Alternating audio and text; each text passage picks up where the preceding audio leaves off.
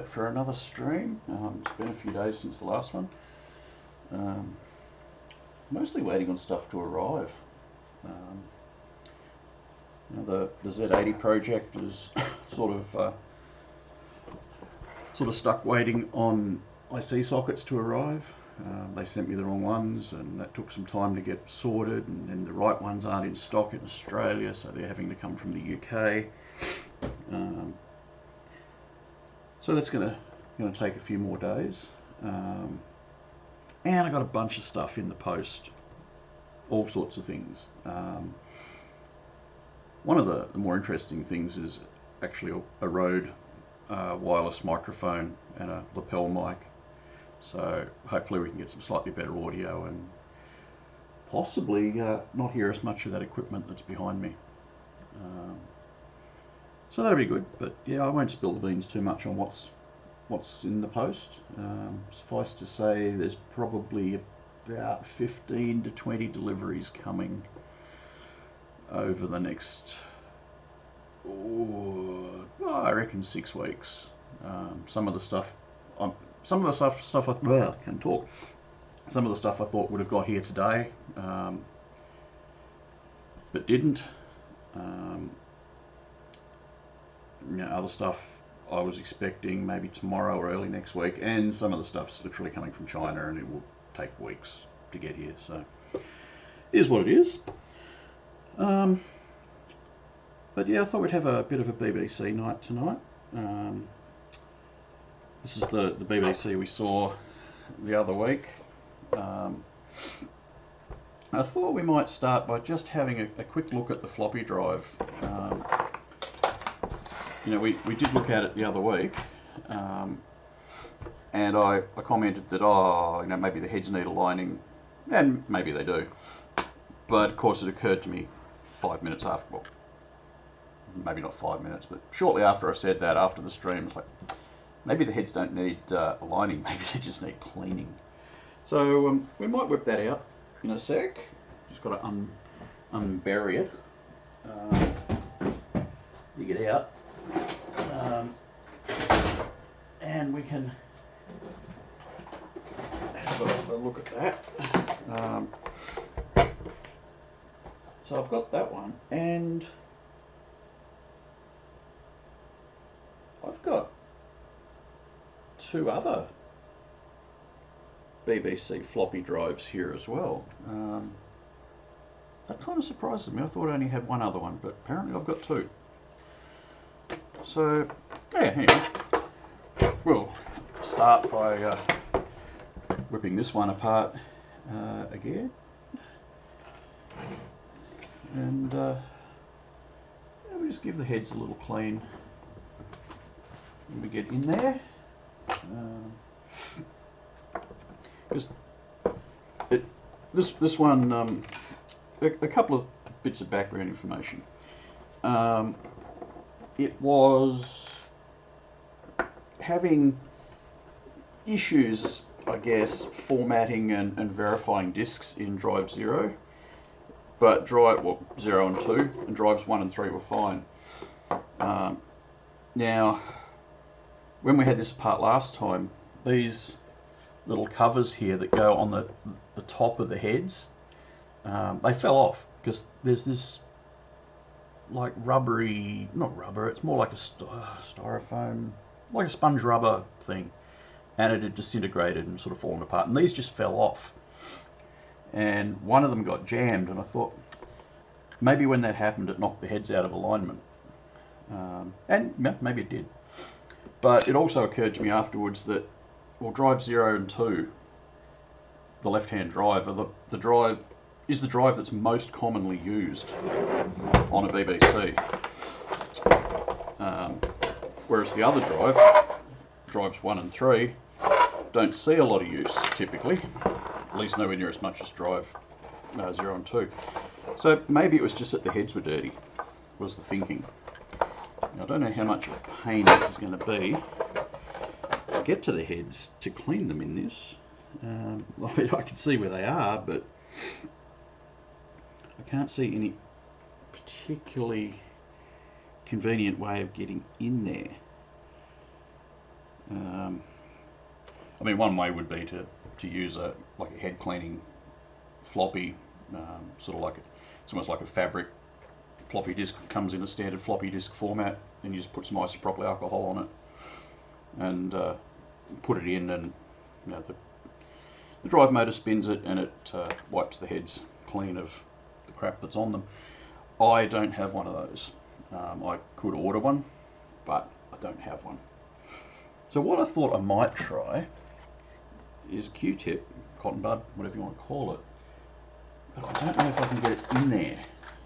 So I'm thinking if I can get it with needle nose pliers, and maybe can I get it in? Yeah, maybe. We'll see how we go. I've got to be careful. I don't want to damage it. Because a dirty floppy drive is infinitely more usable and repairable than a broken one. So we'll see how we go. See if we can get it in there.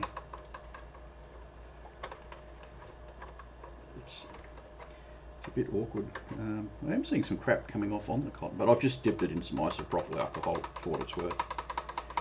It's obviously very hard to manoeuvre it around in there, and it's going to be hard to see on camera, but there was some crap came off on that.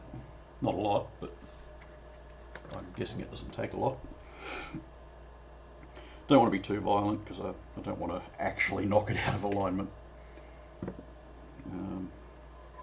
If it's, you know, it may already be aligned okay, and I don't actually want to cause an issue.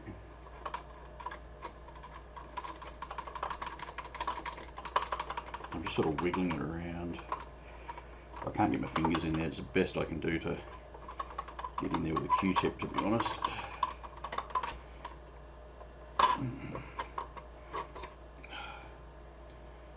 There's a little bit of gunge on that one, but it's hard to tell.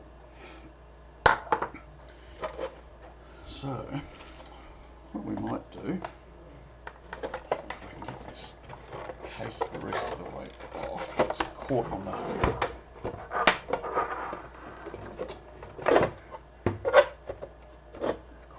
cable, which doesn't help.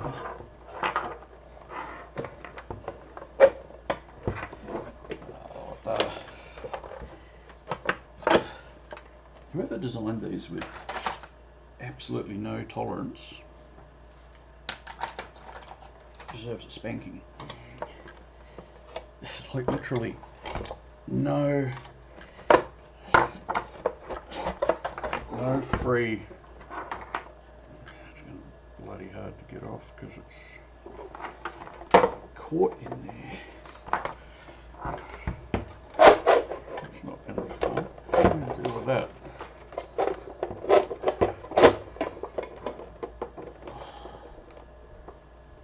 Cable's sort of caught.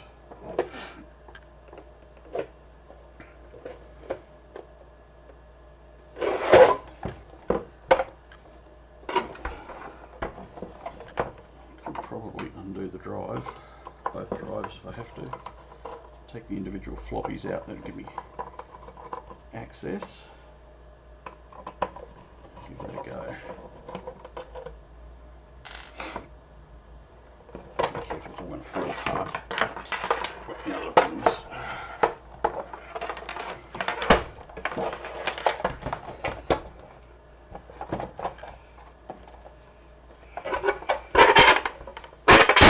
Oh, it's a horrible sound. Sorry about that. Yeah, so the way the cable's all folded up in there makes that very difficult.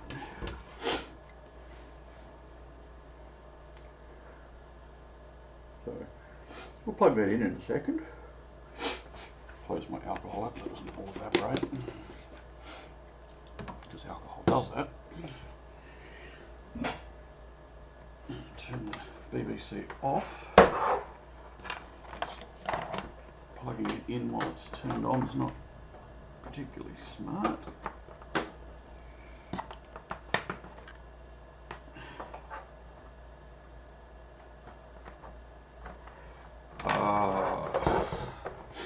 know what I'm going to fall foul of here. It's the same thing I fell foul of last time. This machine, if I remember correctly, does not have a DFS in it. That has a format utility in ROM. When I tested these drives last time, I used the other BBC that I have upstairs.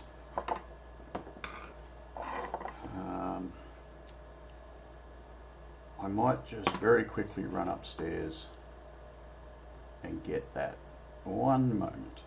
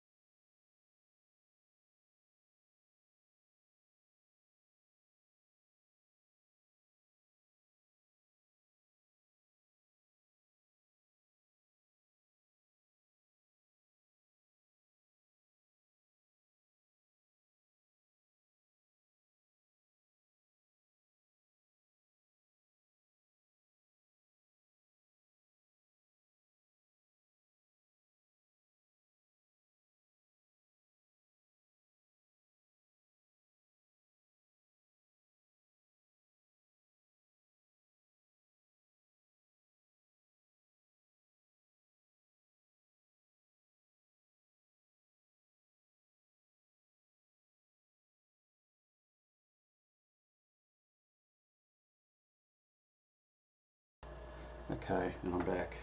And I know why I've got an extra floppy drive I wasn't expecting. Because last time I forgot to take the floppy drive back upstairs. So, let's unplug this.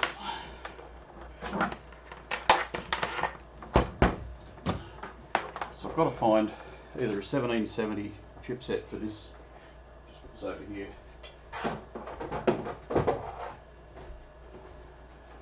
Either got to find a 1770 chipset for this BBC. No, I don't. Oh, what am I thinking? It's been a long day. No, I've got a DFS that works with those drives. I just need to put the relevant utilities on a floppy so I can actually use them. So, we'll use this machine.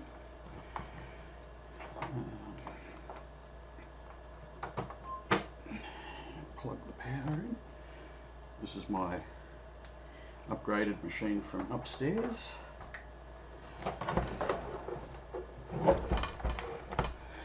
some video into it.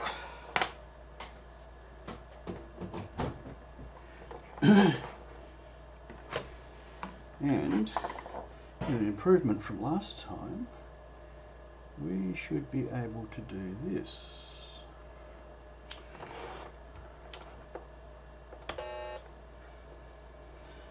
Right, so now you can actually see what I mean. It's pretty low tech, camera pointed at a little LCD screen, but it should work. So I need to disable the, do I? Yes, I need to disable the MMFS ROM. So unplug that. Really? Right, and now we've got our first floppy drive waiting for a disk.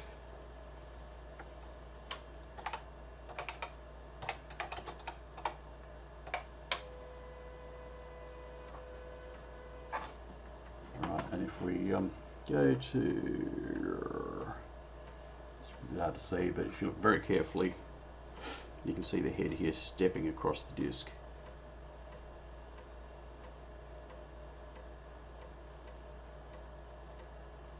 So far it sounded pretty good.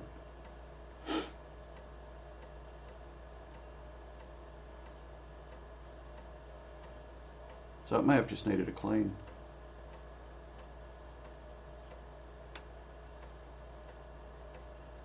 You can see the black square there is where this little cover was sitting on, like that, sort of that way. So I can't really put that back on at the moment. So let's see.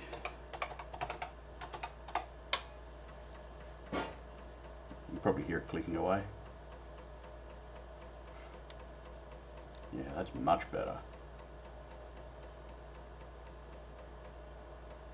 A bit of a hesitate. Oh, 2C, what's 2C? 32, 44. 44? 2C, 32, 12, yeah, 44. Yeah, I don't know why it hesitated there, but for the most part, vastly superior result. So I'd say that that's probably made that.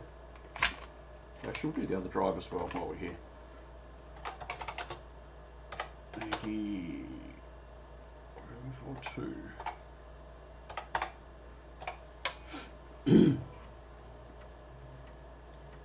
So after we do this, I might just whip out these other two floppy drives that are here and give them a quick go. One of them is the,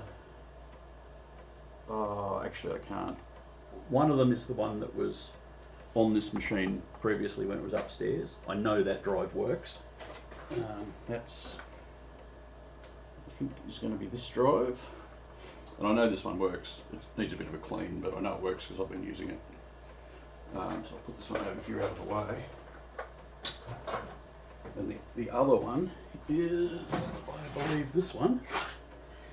And this one I haven't tested because, yeah, well, it's had some custom modifications to its power cord. So I've got to, actually I might even have them, because I've got to find the right connector to put on there. I did order it, I'm not sure if it's arrived yet, but I've also got to check that I've got the right tool for terminating it. So one thing at a time. Okay, so that drive formatted. That's the other side of the first drive. You can see it's stepping away there.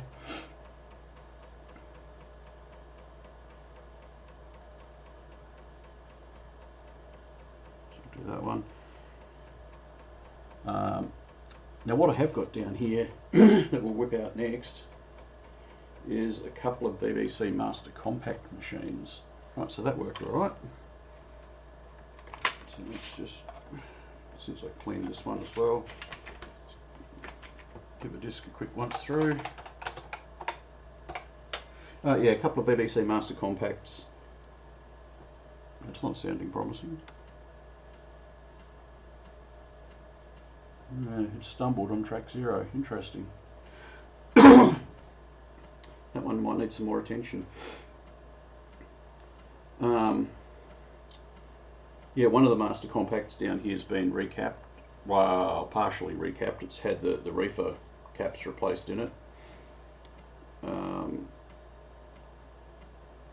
that machine otherwise works. The other one needs its reefer cap replaced. Part of me wants to just turn it on with the dud reefer in, so you can see it go up in, see the reefer go up in smoke and experience that. The other half of me knows how bad that smells. So, oh, had a follow from 1080 Pixelation. Good evening. That'd be my first follow. Awesome. So I'm going to try that format again.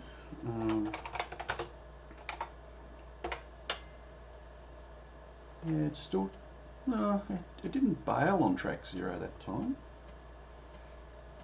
I wonder if there was just a bit of fuzz stuck on the head from the Q-tip that I used.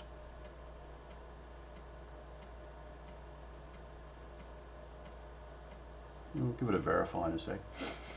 So yeah, we'll whip these Master Compacts out. I can't actually remember which one's which, so I'm probably going to have to bust them both open to eyeball which one I've actually recapped and which one I haven't.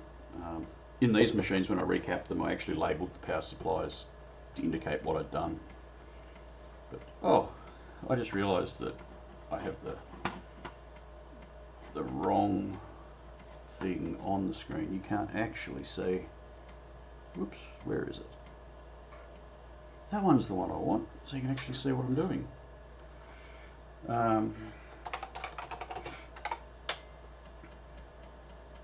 It's the trouble with having a a program window and a preview window in OBS. This is the way I've got it set up. Looking at the preview window thinking, yep, everything's spot on. Of course, that's not what you're seeing. So I might just have to keep an eye on this drive. It seems to be verifying all right. So we'll do the last one. Yeah, it seemed alright. That's the other head on that same drive. So yeah, it may have just been dirty heads. As I say, the drive 0 and 2 get more use than... Oh, I've got another follower. Barungi. Apologies if I've pronounced that wrongly. I see other streamers trying to deal with usernames on Twitch, and yours isn't too bad, but some of them are like, "Oh my God, how do you pronounce that?" So yeah, my apologies if I got it wrong. As I was saying earlier, before you guys got here, I think I do have a Rode wireless microphone coming, and I've got a microphone here to plug into that, so that should get rid of some of the background noise. The background noise is just a small rack of equipment I've got behind me. Most of it's turned off, but there's a Dell server in the bottom that's running some things I can't readily shut off. Interesting amount of interference on that little monitor I've got there. I wonder how much longer that little monitor is going to last. Don't know if it's coming through. Oh, you can just see it on the stream. But the monitor is actually from an in-car DVD thing, one of those ones you buy and strap over the back of the seat. A mate gave it to me years ago, and I've been using it for all sorts of silly things ever since then. Anyway, let's verify that drive, which I reckon it'll be fine.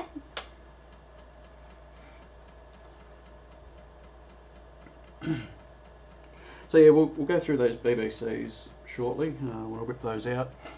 After that, I was going to probably take a bit of a look at the Amiga.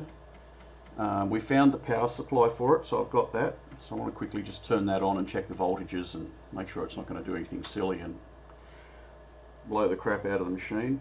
Then I need to pop the machine open and see if I can. I don't know if they're labelled, but see what Kickstart ROM's in it.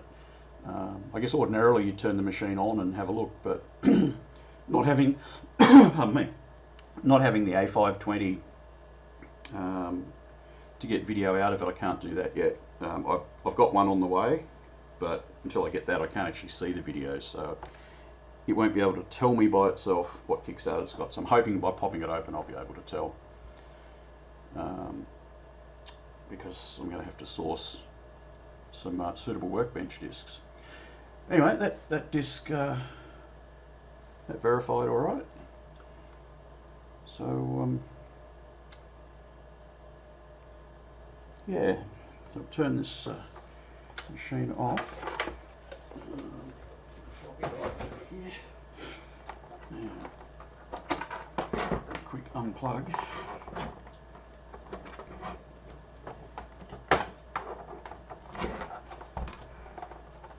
Right, now put this back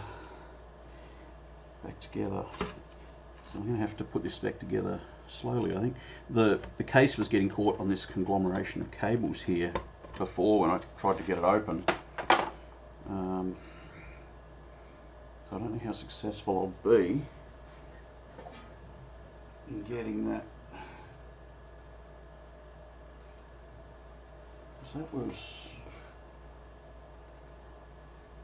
I don't remember which way that goes. I just wonder if it was on backwards before, but I don't think it can be. Oops. No, it definitely goes that way, which means it has to slide over. I don't think it can go on. Maybe it can. Maybe it can go on that way. We'll see.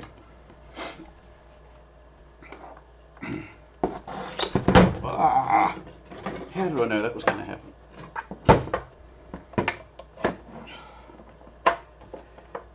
I had to pull the screws out of the bottom here to get it Get the cover to come off because it was caught on that cable. So we'll get these back in and then things will stop falling apart.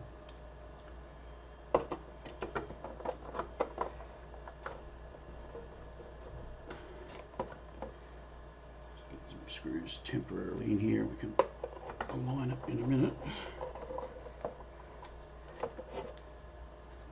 Oddly enough, there was a screw missing out of this. I'll put one in.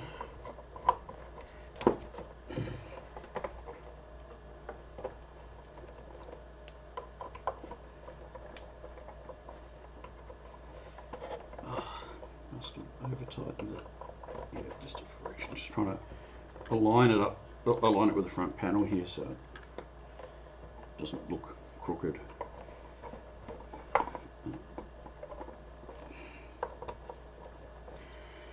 Right, so that's got that. Now the other two screws on each side go in when the case goes on. Let's see if we can slide this over the front. I don't know whether you can. No, because it's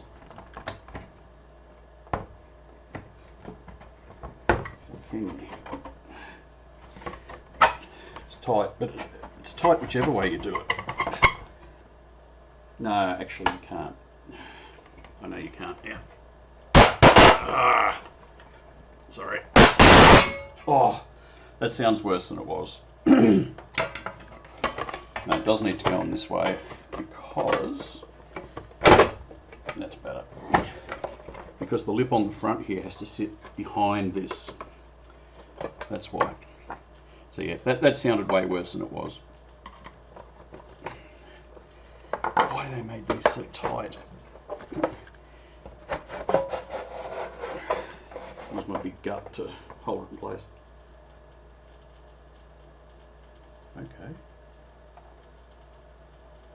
What am I hearing? I was hearing this crackling going on, and it turns out it's that little monitor.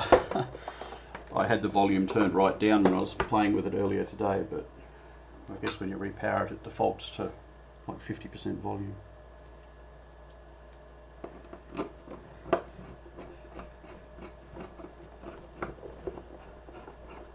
What?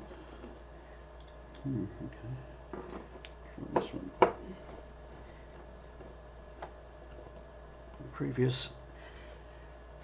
Previous people may have stripped that screw. These ones are fine.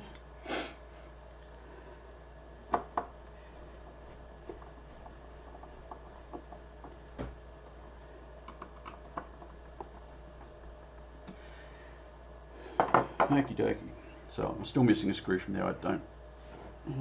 Do I have one? Let's see if I can find one. I don't know whether I'll have one in here that's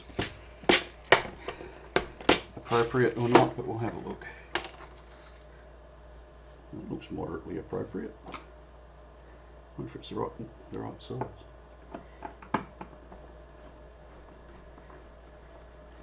And it fits. Look at that, like I bought one. There's one we prepared earlier.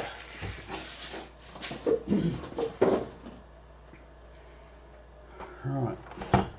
So I think I'm probably happy to say that that floppy drive is serviceable at this point. So put that over here.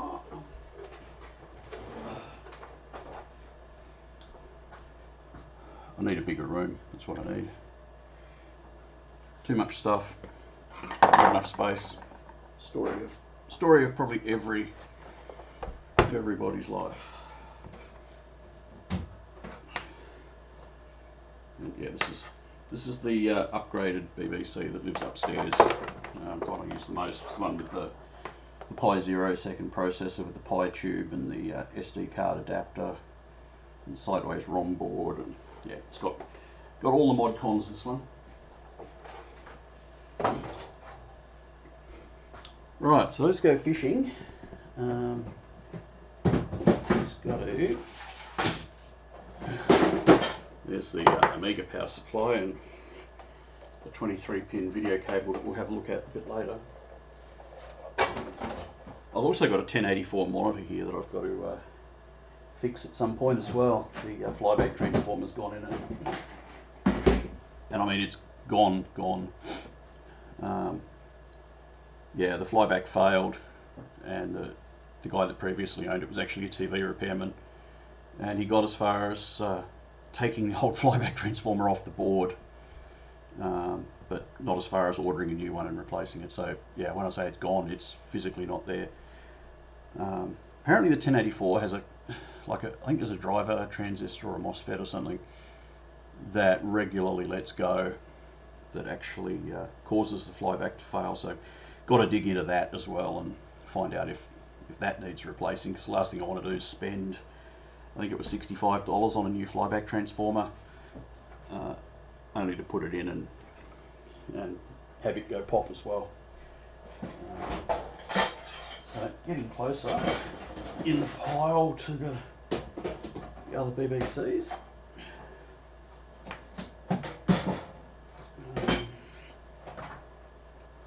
Old joystick too, I can't remember what that came off. 15 pins, that's possibly a PC.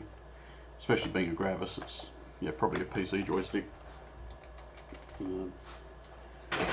One day. Now, which machine here is which?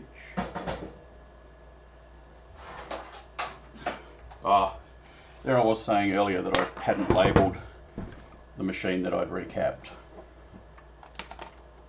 What's written on the side of it? Recapped. So I guess I did label it after all. Here's me thinking I didn't.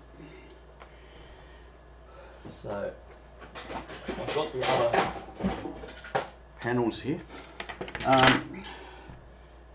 Somewhat strangely, and I might just pop this open because I did the bare minimum recapping, which was replacing the reefer. And I replaced the reefer after it let go. I opened the machine up, had a quick glance, didn't even see the reefer caps there. I don't know what I was looking for. Obviously wasn't paying much attention. Thought everything looked alright, turned it on, and about a minute later this plume of smoke comes out of the power supply, and then I see the reefer. Now the reefer caps, they sit across the mains in a lot of power supplies, and I think they're there just for like EMI suppression or something, but they're notorious for letting go. And on some older equipment they're actually on the line side of the mains too, not even after the switch. So you can have equipment that's literally sitting there not being used, turned off, and these reefer caps can still go in them. So that's a bit scary. These ones, it's after the switch, I'm pretty sure.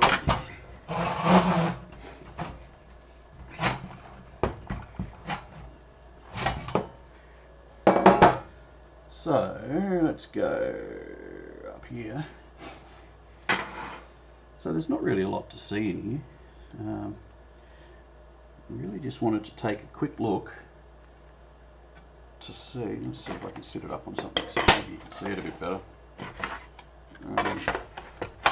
Just want to take a quick look to see if there was going to be any electrolytic capacitors that look like they're bulging or about to blow themselves off the board. I'm not seeing anything obvious. I'm not seeing any signs of leakage. I just thought I'd better check, because after how well I checked before with the reefer, thought maybe I have another eyeball. And I can tell from practical experience that when an electrolytic capacitor goes bang, they go bang with a lot of force. I intentionally blew an electrolytic capacitor up the other day. It was I think it was a 16 volt 47 microfarad, and I put 28 volts into it, reverse polarity, and thinking that it was going to make a mess, which it did. I put it in a plastic tub and closed the lid so it would contain the mess. It blew a hole in the top of the tub. In fact, I've got the tub over here. Yeah, as you can see there, that hole, yep, a little 47 microfarad capacitor blew a hole in the top of this. It's hard to get it where you can see it well, but yeah, blew a hole in the top of that tub. And I'm still cleaning up bits of, you know, shredded paper and what have you from inside it that got everywhere. Yeah, I just, yeah, I won't go into why I did that. One day it may become more obvious why I was experimenting with that, but yeah, it was messy. Right, I have been using equipment in the past too that's had electrolytic capacitors let go while I've been using it, and it scares the bejesus out of you, I tell you. Many years ago I was using just a regular PC, and there's this bang, tinkle, tinkle, tinkle. What the hell was that? And I was actually at work at the time, so I popped this monitor open, and yeah, there's the remnants of electrolytic capacitor floating around in the case. It had blown itself off the board, blew a bit of a hole in the board. Yeah, it was a bit messy. So yeah, they do go off with a bit of a bang. Don't know how well you can see it on the video, but this computer came from Cosgrove High School. You know, back in the day, for anyone not in Tasmania, these machines were very common in schools and colleges in Tasmania, and obviously this one was at Cosgrove High, and yeah, at some point along the way I came in possession of it. I can't remember who I bought it off, or well, it needs a good clean, but for now I just want to get it back together. Actually, oh, can I put that on first? I don't know that I can. I have a funny feeling. No. I think the side panels have to go on first. Let's just go.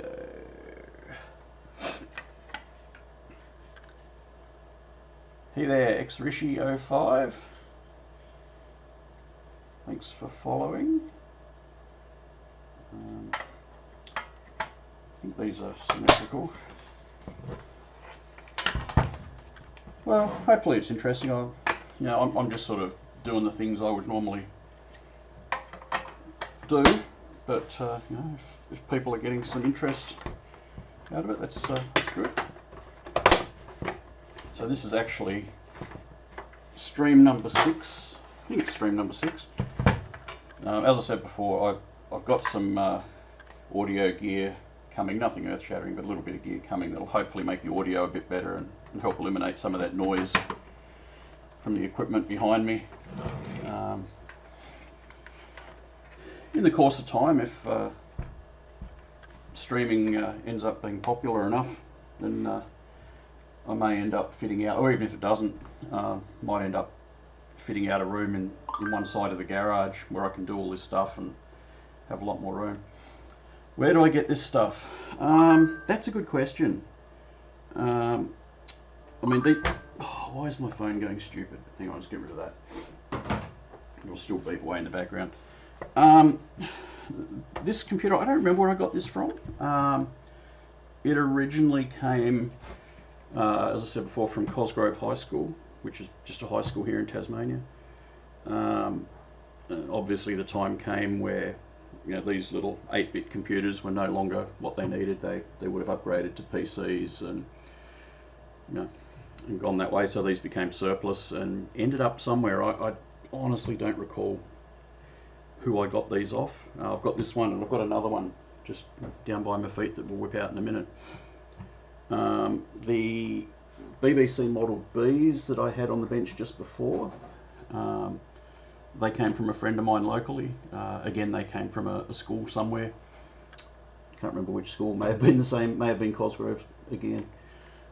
One of them had a fault that took a bit of fixing, a bit of a history lesson in BBC computers, and the ULA chips that they had in them, and the manufacturing faults that they worked around that they later fixed, and resulted in bodge wires on the board that were hidden under the board where you couldn't see them without taking the board out of the machine. So yeah, that was an interesting fault to track down, because someone had replaced the original ULA that had the bodge wire with a new one that didn't need the bodge wire, and yeah, created all sorts of hilarity trying to track that one down. So yeah, these BBC machines mostly came from schools, and you know, we've saved them from the dump. I hate to think how many of these are literally in landfill now, sadly. One of the Model Bs I've got over there, that's got a Pi tube second processor in it, because I don't know how much you know about BBCs, but one of the things that was really cool about them is they were based on a 6502 processor running at 2 megahertz, but you could get like a wedge-shaped addition that sat next to the machine that had a second processor in it, and that could be a 6502 second processor which ran at 3 megahertz. You could get Z80s, you could get 80186 second processors, and I think a 32016. There were quite a few. And when you plug those in, all your code ran on this second processor, and the main machine just got used for input-output, so it was just for the graphics, the filing systems, and stuff like that. So yeah, originally that was like an external box, a bit like the external hard drive, say on an Amiga, you know, that sort of slid onto the side of the, I think it was the 500, had one that slid on the side of the A590. But yeah, I've got a Pi tube second processor in one of those, which is all of those second processors emulated by a Raspberry Pi Zero. You can just pick which one you want, and it's, yeah, I mean the 6502 is the only one I use, and a lot of people use it just for playing the enhanced version of Elite. I use it more for, you know, like editing text files that are bigger than what you could normally fit on an 80. So when you put a BBC into 80 column mode, it uses more of the base machine's memory, but with the second processor that doesn't become an issue. So the size of the files you can edit isn't affected by the screen mode that you're in, like it is on a machine without a second processor. So yeah, I've got the Pi tube second processor in there, as I say, based on a Raspberry Pi. That's in there. It's in one of the previous videos. I had the machine apart and went through all that. It's got an SD card interface in it, so it's got basically the equivalent of 500 floppy disks worth of storage on an SD card. That's pretty handy. I use that pretty much exclusively. What else is in it? It's got a sideways RAM ROM board, so I can put 16 ROM images in the machine. Again, I don't know how much you guys know about the BBC, but the way it worked was you had the operating system in the top 16 kilobytes of memory.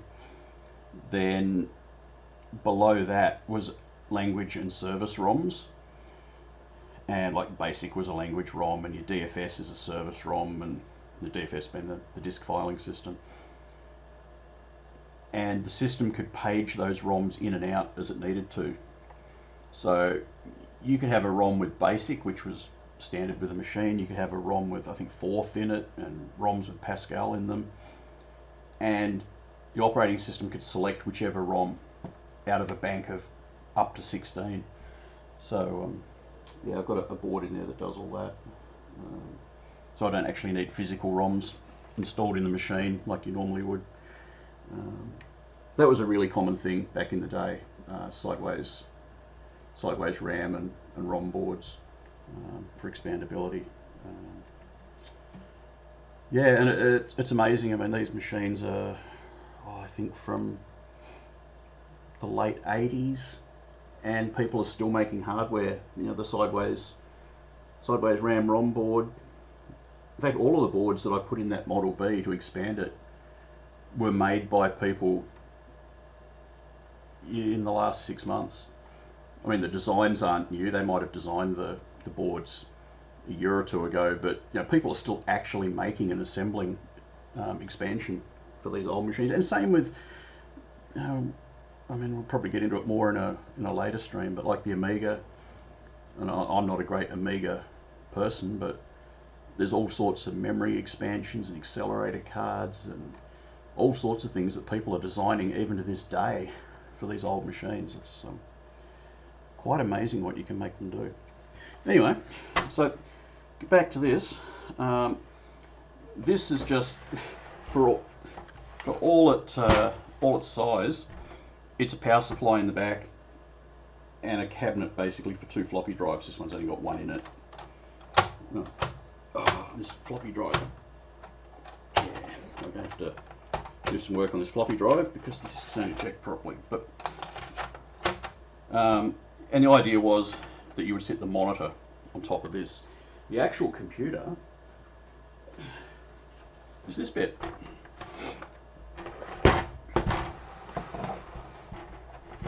And other than for the power supply, you don't actually need this. If you're happy just to use the machine without a floppy drive, then you don't actually need the plinth at all. Sorry for all the banging and popping and carrying. We'll plug it in, but, and there's the power. Now the video, let's see if we can get that into... You'd normally use these with an RGB monitor, which would get you a lot better quality. But I haven't assembled my RGB to HDMI units yet. Another thing that's based on a bare metal Raspberry Pi.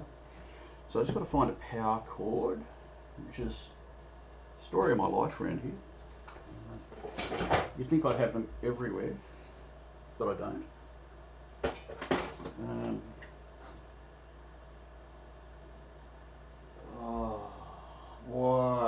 Why is it so hard to find a power cord?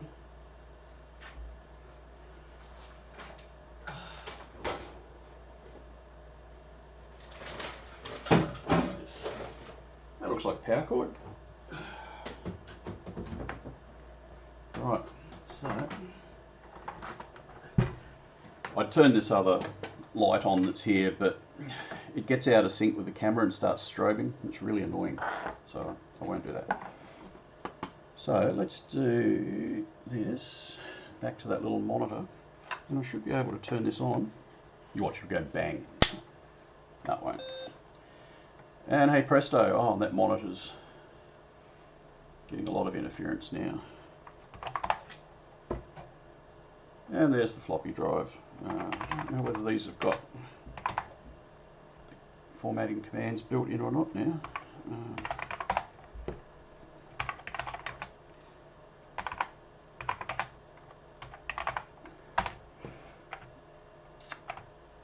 Start format. Right. I don't know whether this, I don't know what actual disk media this is, but we'll see how it goes. These were my favourite machines back in the day. Back when I was at college, gives you some idea how long ago that was. We had these machines, and these are my go-to machines. We had the Model Bs, the other ones that I had before, but these were much nicer. The keyboards were nicer, they were nicer to use.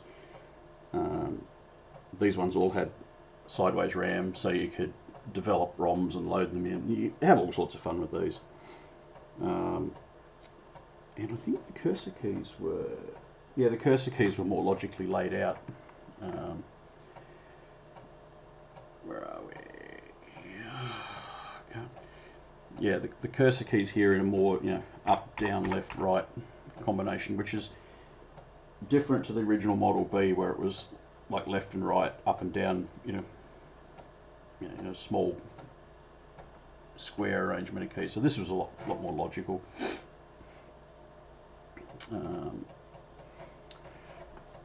Oh, that's not very happy. But that could be because I've tried to format the disc beyond the capability of the media. Oh, that's not very happy at all.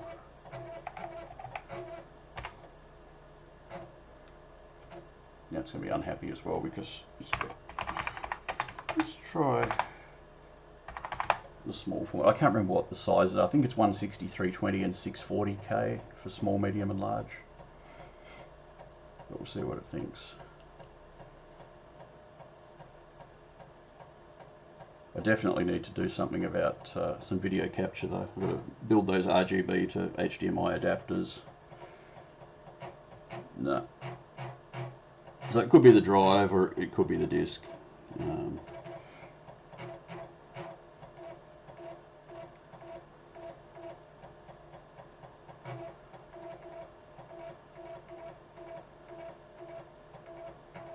see. Verified with retries. Yeah, not verified very well. I for one wouldn't be using that disc.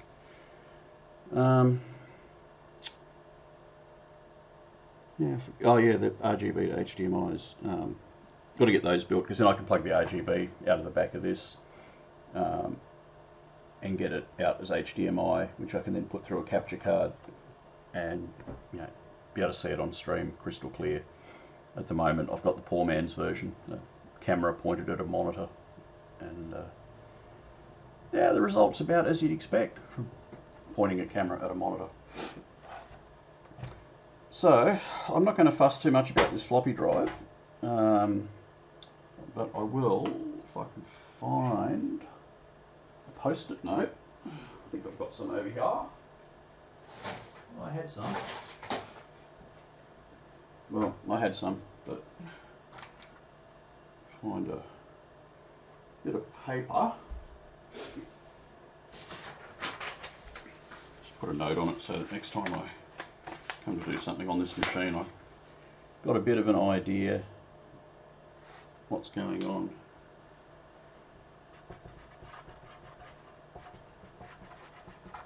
Oops.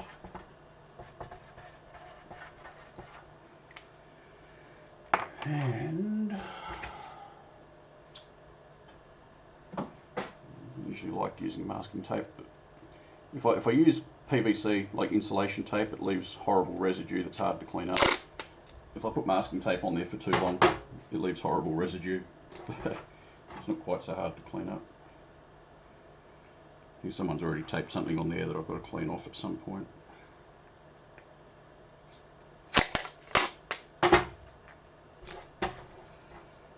So at least next time I pick this machine up, I'll know what the story is. So turn that off. So the next one, I've got to, this is one of the annoying features of this machine. I mean, it's nice, it's got an expansion slot, but when it came out of the factory, it just had like a plastic cover over it, which of course fell off, or being in a school, the kids would pull it off. And then you've just got this edge connector with all the bus signals there, just waiting for something metallic to brush up against it and short it out. So, yeah, that was a bit problematic. But yeah, this one came from Cosgrove High School as well. Someone must have bought a job lot from there. Yeah, and the case is a little bit yellow. It might be a candidate for a bit of a retro bright or something one day. And yeah, a little 3D printed cover to go on there. I don't have a 3D printer yet. One day. Oh, I'm running out of space. Running out of space. Put that over there.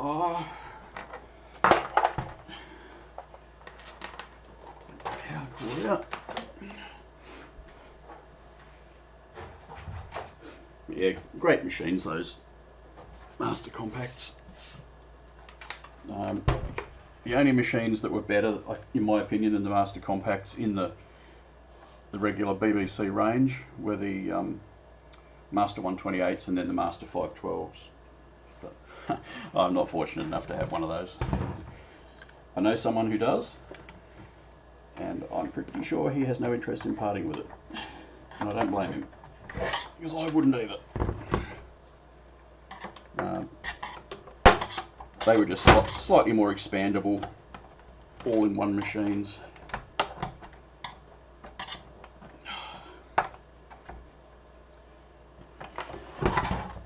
remember how this all comes apart now. Like that. Sorry if that's loud. Just sitting on the floppy drive. And of course this plastic is all as old as the hills. I don't particularly want to break it. What's the floppy drive? It's got a label on it. It's an Apple Mac Style Writer installation disc. So I haven't used this machine before, and yep, this one came from Cosgrove High School as well. Yeah, I haven't used this, so this floppy disk was just in it when I got it. I've actually had these for quite a few years, these Master Compacts. I think, I have a funny feeling I got these before we moved to Brisbane, and that was in 2006. And now, of course, we've moved from Brisbane back to Tassie. So I think these machines I've had them for a while, I think. And yeah, they're well travelled. So this machine, the machine says copyright 1986. Gives you an idea how old it is.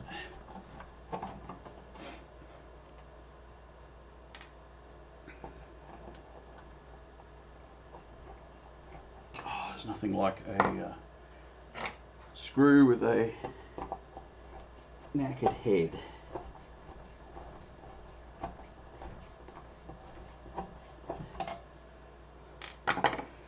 Right, so take the side covers off. They should pop off like that. So that one, they come off the top here. Like that.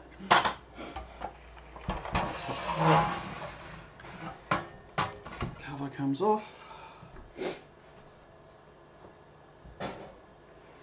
Right. So, oh yeah, this one would go up in smoke if I turned it on. Let's just do this.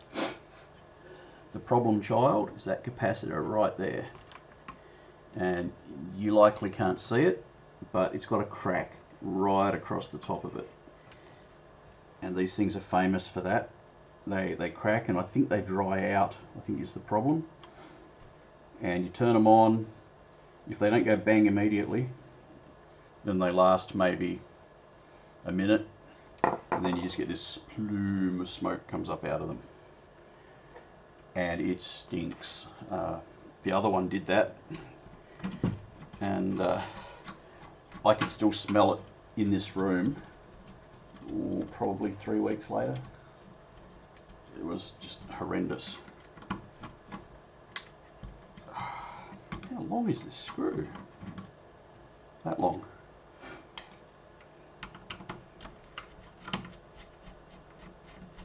So the cure for this is to take the power supply board out, replace that dreaded reefer capacitor, and then put it back together.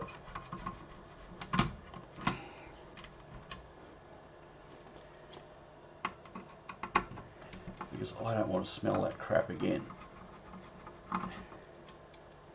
It was not very pleasant the first time.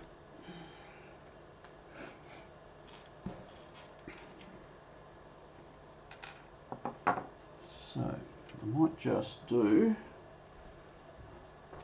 what common sense says I should do. I'll just snap a quick photo to show what's plugged in where, so that when I go to put it back together and I'm looking at it and go, ah, like this power connector, it's an 8-pin 10-pin connector, but the plug that goes onto it's only 5 pins, so theoretically could go in both halves. So just make notes with a photo of where that stuff is, so we know where to put it back. One power supply. Let's put this over here for a minute. So it's, I don't know if that is going to focus on that. Not really, but yeah, there's a crack. In fact, there's cracks all over that little reefer capacitor.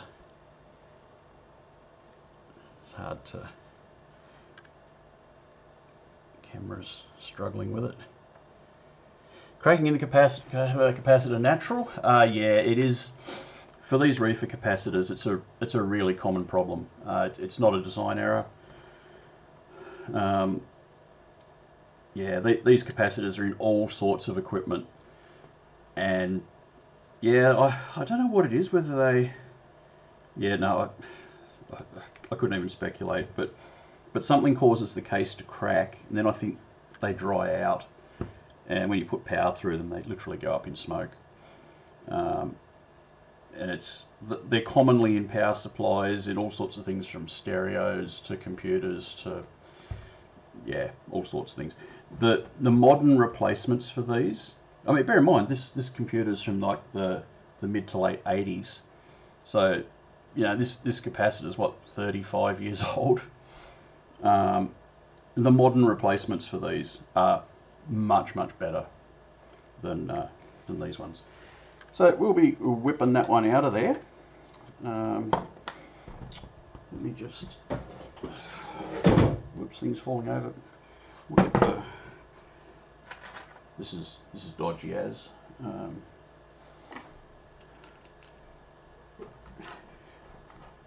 Screw my soldering Duva thing to the desk. I'll see how we go with this light. It's nice when it's on, but yeah, it's causing one of the cameras to strobe, but not the one that you can see. So that's good. So yeah, this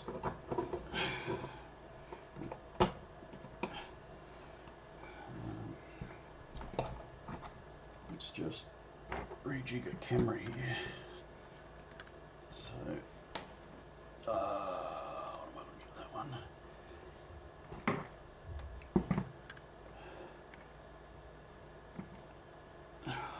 So I'm just trying to put a camera somewhere where it might be a little more interesting than otherwise. Where is that one? Right, warm the soldering iron up. What do I do with that floppy disk?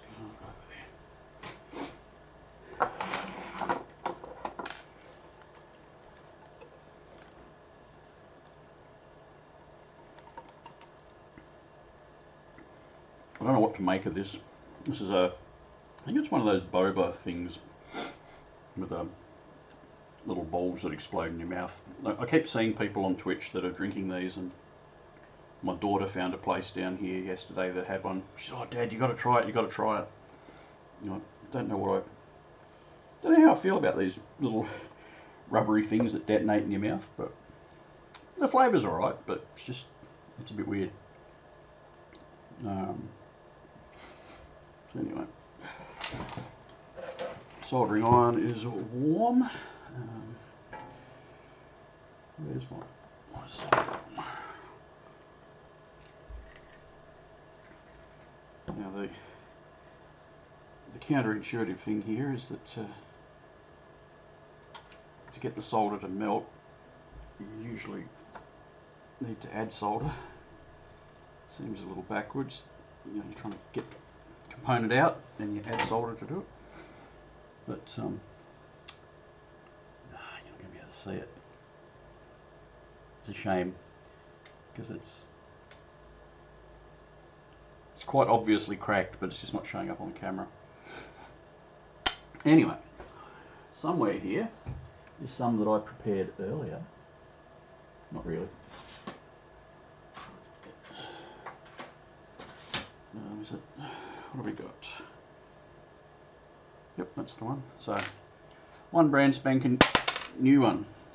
When I did the other power supply, I ordered 5 of these because I knew this wouldn't be the last one I was doing. Now we just get rid of some excess solder. If I can.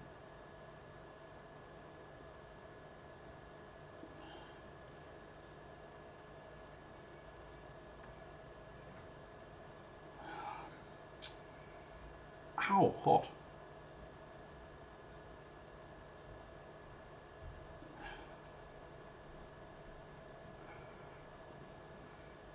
Got some solder on there.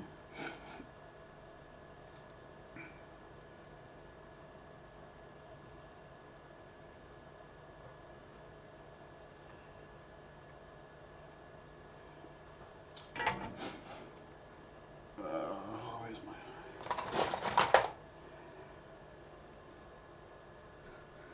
Also on my list of things to get is a desoldering gun, a vacuum one. Just makes this process a little bit easier. But don't currently have one. So, probably a bit hard to see, but especially when it's going to do that on me. The holes are nice and clean, and this board's actually designed with 2 sets of holes for these capacitors, so that if you've got a component with its legs spaced differently, it will accommodate it. But the part I've got is exactly the same as the part that came out.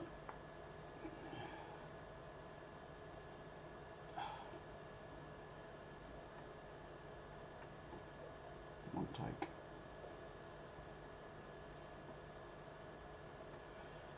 The big pads sucking up all the heat from soldering iron.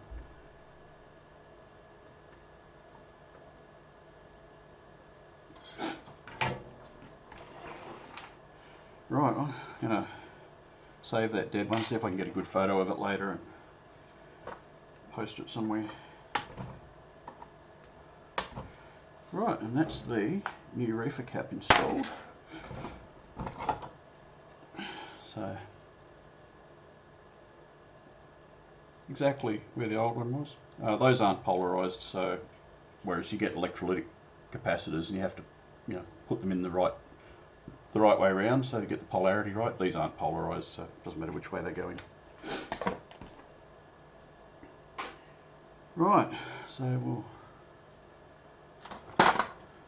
take the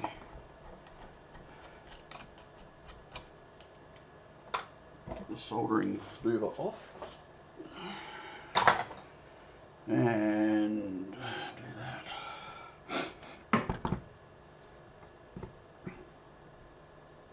Back at the monitor for later. So I think I need to set my thing up better. I think we're pretty right. The other caps don't appear to be, like there's no oily discharge or anything on the board that indicates that they've been leaking. They're not bulging, so I think the other caps are going to be pretty much right. So I reckon we're good to put that back in the case.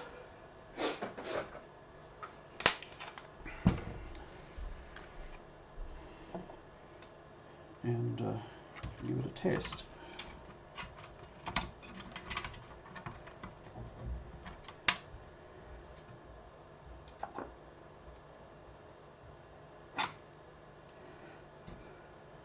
So on the other computers the Model Bs, I actually replaced all of the capacitors in the power supply. I think there was about 9 or 10 of them.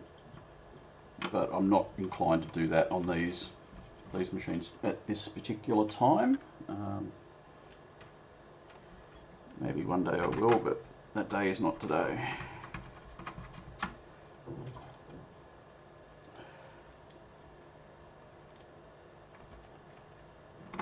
that one goes in there.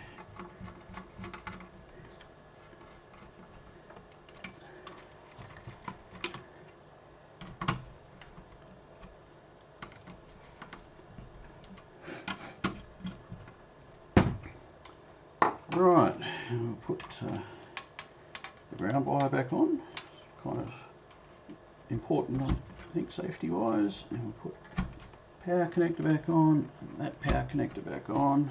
I'll just disconnect the one from the floppy drive for the moment.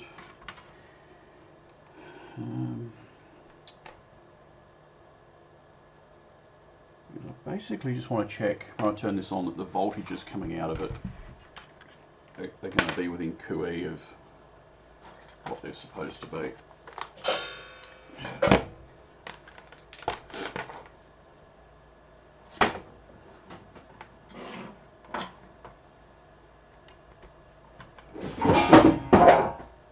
Things falling over.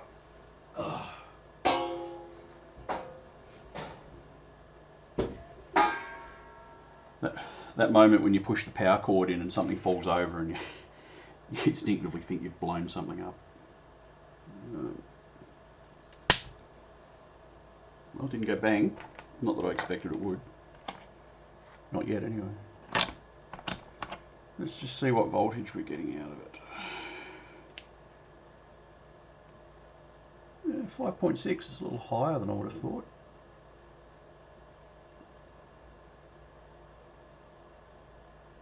I don't think it'll be an issue, but it's marginally higher. I would have expected closer to 5. I can't remember what the floppy drive. I don't know whether there's 12 volts goes into the floppy drive or not. Yeah, there is.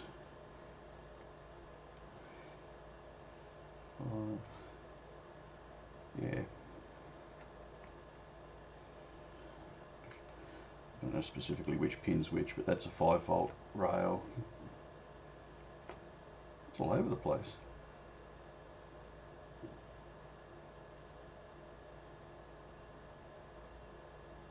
Really? Something about to let go of me? No, that one's alright. I just thought with the voltage slowly climbing like that, something might have been about to let go. You know, like a component just slowly failing, bang, and then it lets go. I can't remember specifically which pins are which here.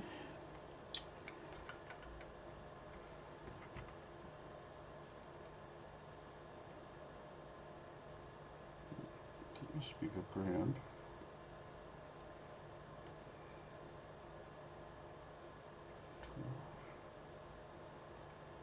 12.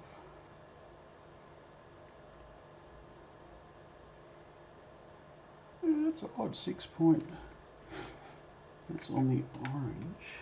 I don't know what voltage that's supposed to be. Be careful here because of course things are live over in this part of the board. I don't want to blow myself up. So there's your 5 points. It must be the other way. 5.5. Must be ground. 1.5. Which bloody pin is which?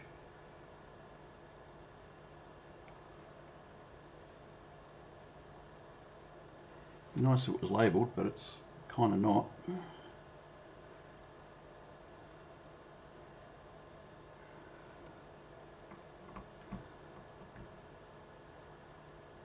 So that must be the negative.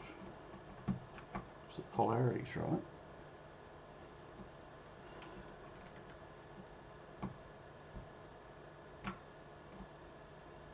Yeah.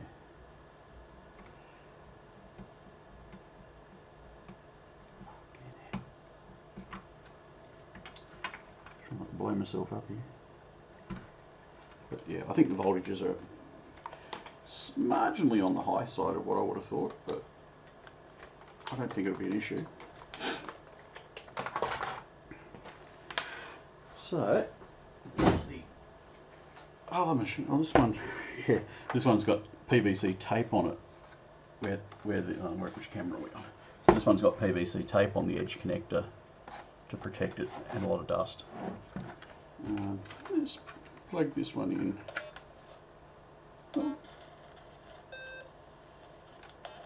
Okay, so the power connector's a little bit dicky on this machine.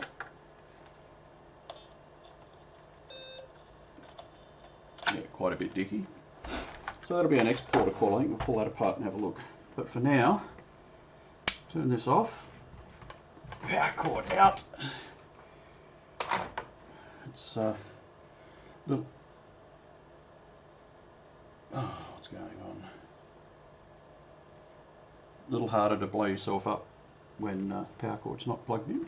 Not impossible, but harder.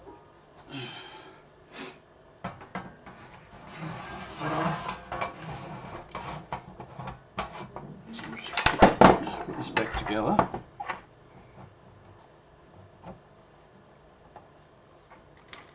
And then we'll break into the main machine and see what the go is with that power connector.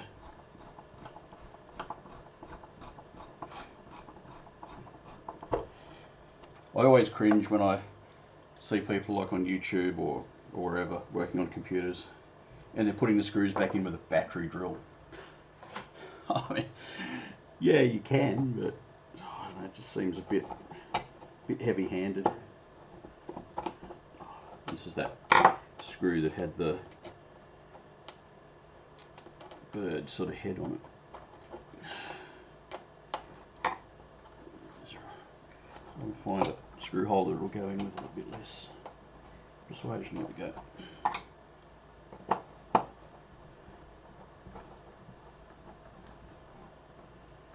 Yeah, I mean, I get that using the battery drill saves a bit of time, but it saves like seconds in the scheme of things. And I can't imagine how many stripped threads and cross-threaded screws and things it results in.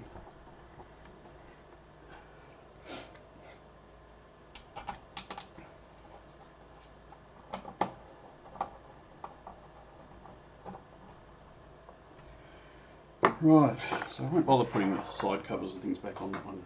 Oh. Guess who the idiot was who didn't plug the power back into the floppy drive? Yep, that'd be me.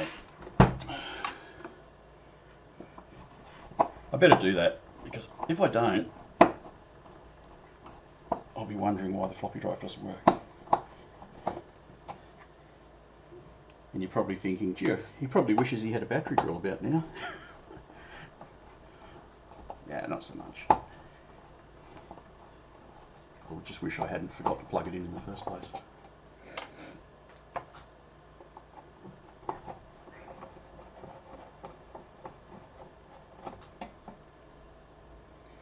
One more screw to go, and that's that dodgy one up in the corner.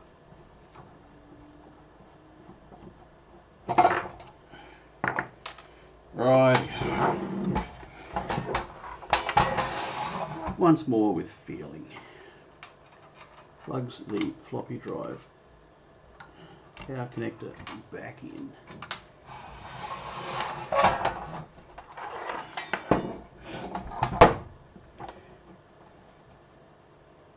Where's that dodgy screw? That one.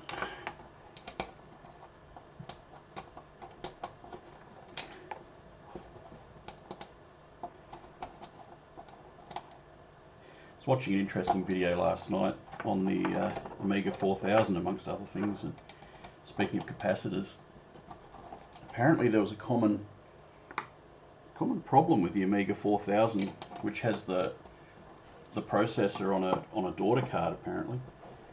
As I said before, I'm not an Amiga person, but it had the processor on a daughter card and a bunch of the capacitors on that daughter card, which are polarized, so have to be in the right way, were put in backwards. And these machines would they'd run for a while and then they just stopped working and the processor cards were just failing, and yeah, it's because capacitors were being put in backwards when the machines are being manufactured.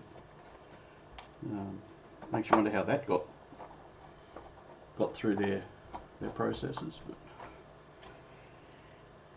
yeah.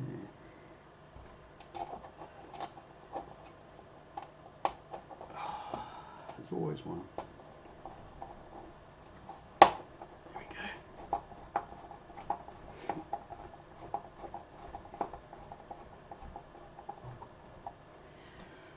Okie dokie, so that's back together. File that over here for the moment. Somewhere where it hopefully won't fall over. Yeah, this machine's a bit grubby. Ugh. It's had stuff stuck to it. Yeah, anyway. Let's see if we can whip it apart. Yeah, it's probably been 30 years since I had one of these apart.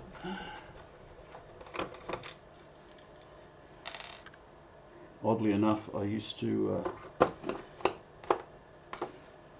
look after the computer network at the college I was at when I was a student there.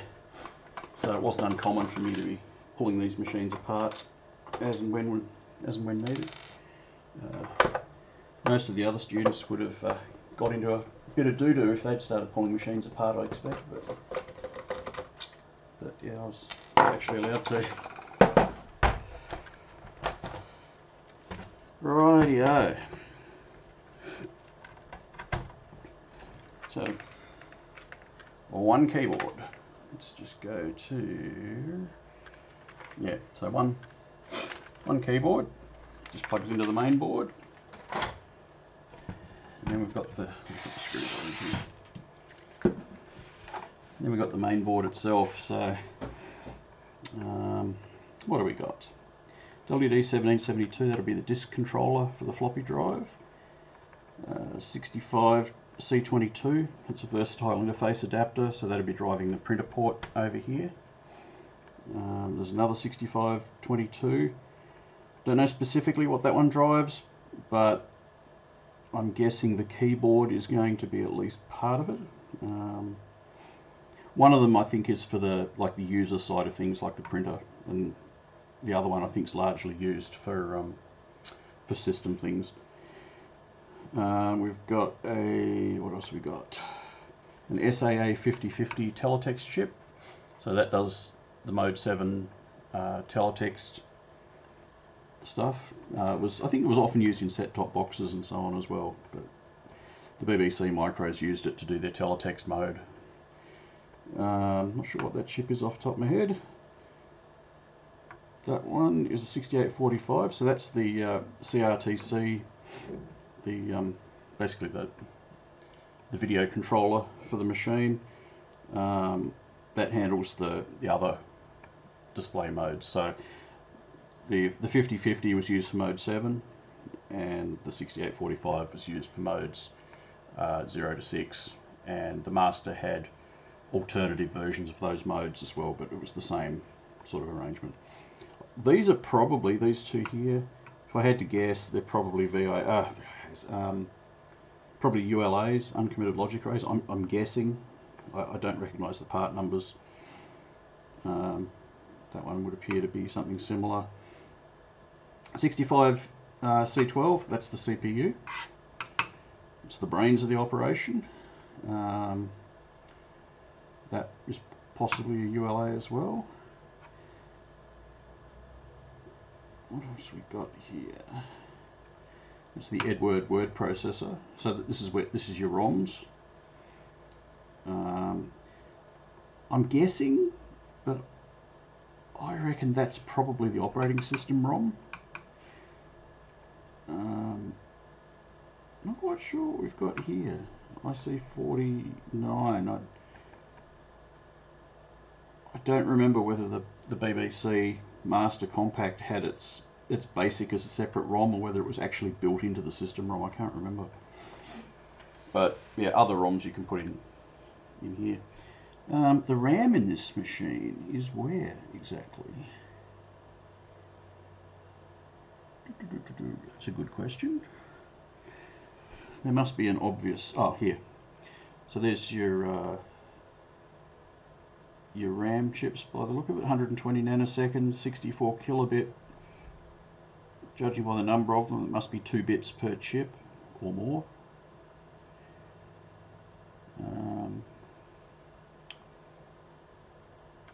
Yeah, it's been a long time since I've had one of these apart. The Ethernet, that was the networking system that these computers used. It was a module that basically sat over the top here. This one obviously doesn't have it. The college I was at, we had a lot of these machines, and yet they all had the little daughter cards there with the Ethernet hardware on them.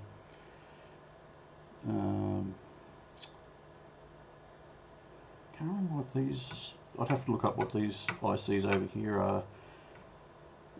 On the Model Bs, you could plug a set of, I think it was Texas Instruments speech synthesizer chips in. I don't think these machines supported it though, these master compacts. But anyway, this power connector seems to be a little problematic.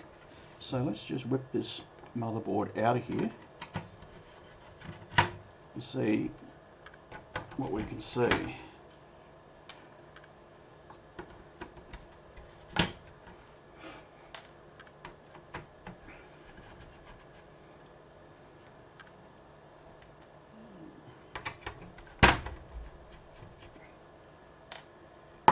Screws. Disconnect the speaker. Remember how this comes out now. It's been a while. There we go.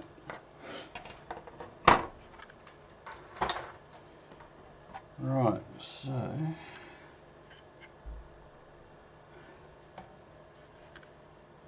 it's hard to tell whether that's just a bad solder joint. Oh, sorry, that's strobing away, isn't it? Sorry about that. Hard to tell if that's a bad solder joint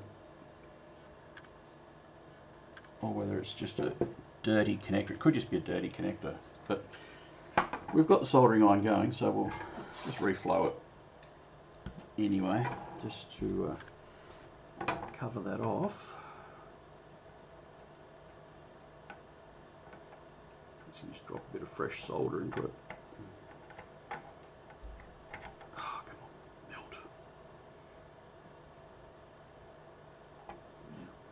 Yeah. So let's refloat it with some fresh solder.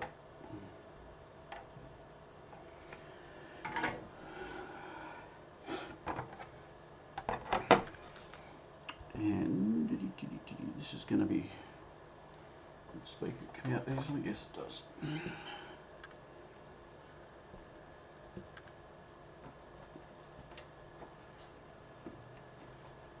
So, get some power. I'll bring this back up here. And find some herbs for that to make it go. Turn it on. Let's see what we get. No, still dicky. I suspect it's actually just the connector itself is dirty. Keeps scratching away there.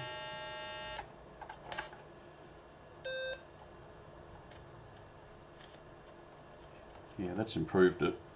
Just, I think the connector was just dirty.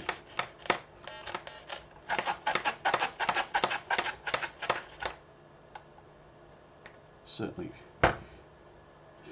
this plug's pretty bloody dirty. What have I got that I can clean that with? What have I got? I don't know that this is really going to do the deed, but we'll see. It's just isopropyl alcohol on a Q-tip. I don't think it's going to really achieve a whole lot, to be honest.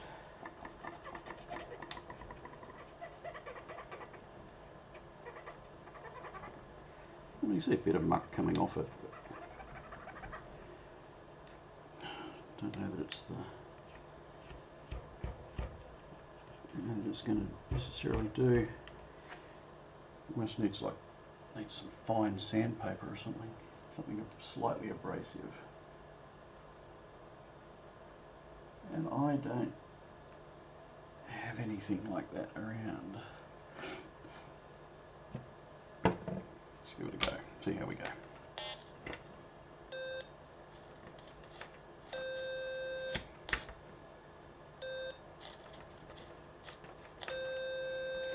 And still Still a little bit upset. That connector is kind of ordinary looking in there, but I can't really get in there to clean it. It's going to get down in there, and I'm not quite sure how I can do that.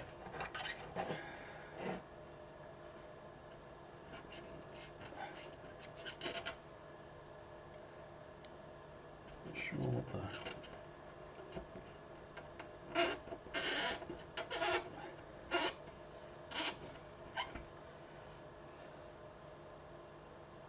filthy. And the other alternative, of course, is I could just take that power connector off the board completely and put another one on. I do have some new ones.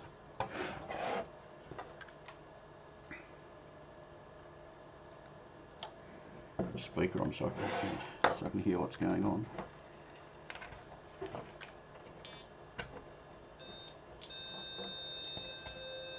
It's continuous beep. The computer's crashing because the voltage is all over the place. It's a bit interesting.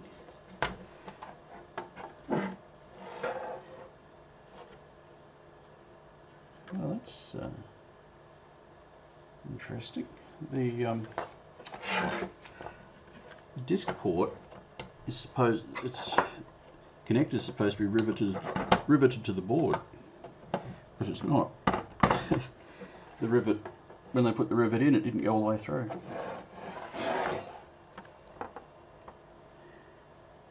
Wonder what effect that has on the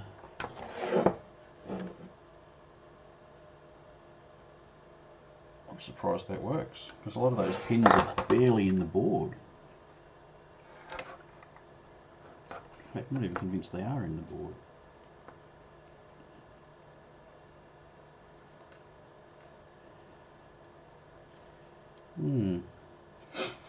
That's a bit crappy. Not quite sure what I can do with that.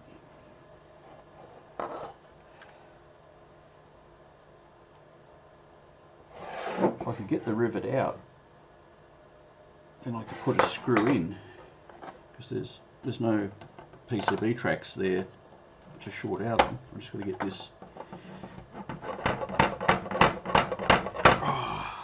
Of course, it's not going to be that easy, is it?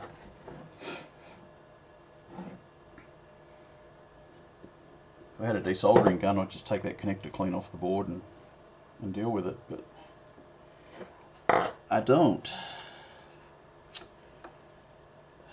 That's problematic. Of course, it couldn't be the printer port, could it? It's the floppy drive port, you know, the one that you want to use. It's not even properly down on the board. That's a manufacturing defect, that one. How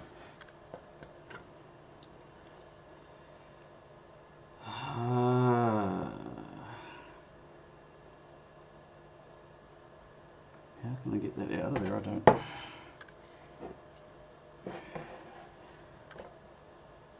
Short of doing something really dodgy, I can probably. That landed somewhere. What I'm doing here is kind of dodgy. Trying to do it without damaging the board. There we go. That's got that out. That was kind of brutal. Right, so what I'll do, I think I've got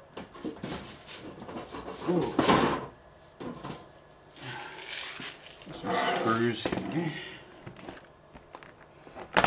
If I can put a screw just gently through there, something like that maybe, and then I can just apply a little bit of pressure, and then not a lot of pressure, just a little bit, and then run the soldering iron over it. I might be able to convince it to go back to the... The other problem is I don't know if I can leave, I don't know if there's enough clearance under the board to leave a nut on there like that. It might sit hard down on the... No, looks like there would be. I'm just going to put a little bit of pressure on there. Not a lot. See if we can run a soldering line over it. See if we can get it to go back to. Probably can't. Oh, massive ground plane. At the very least, we can refill the.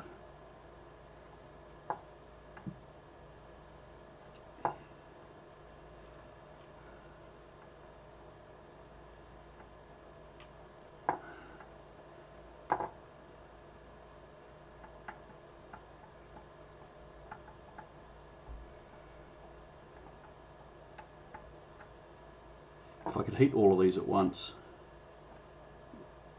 then the connector would probably sort of pop itself back into the board. But of course I can't heat them all at once.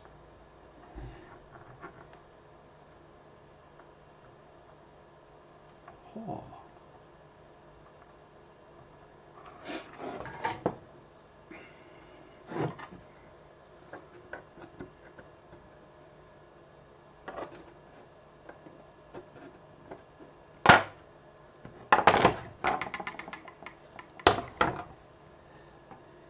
Huge fan of that, really. Not a huge fan.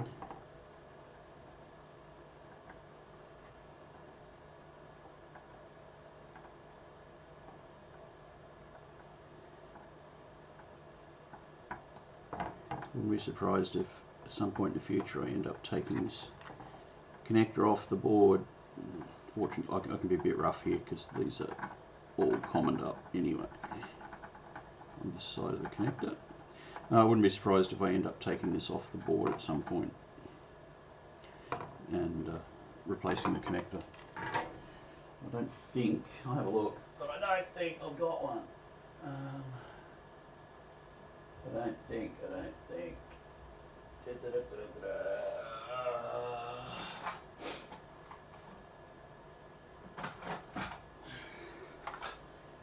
No, they're all plugs. I don't think I've got any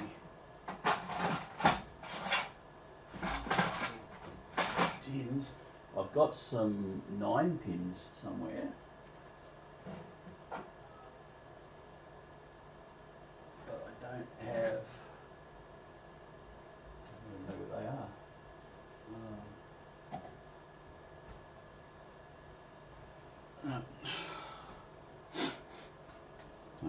We'll see how we go with that, but I suspect at some point I'll have to do maybe a better repair than that. Because that's not great. Not great. But anyway.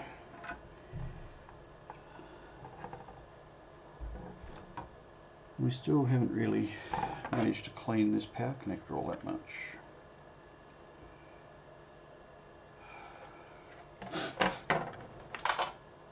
I think it's probably still just as put the speaker in. I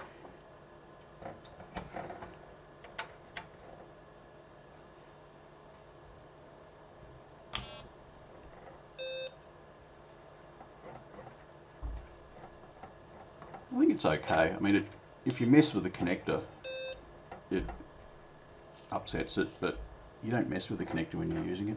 It was probably always like that. Interestingly, the Model B computer that I've got over the other side there, it won't actually get to the point of beeping the speaker with the keyboard not connected. So, you know, no keyboard, you just get nothing out of the machine. These machines, obviously, you do get to the point of the operating system, if you can call it that, booting up and giving you a beep out of the speaker with the keyboard not connected. So just put that down on the floor for the moment. It's just the power supply, just putting it away.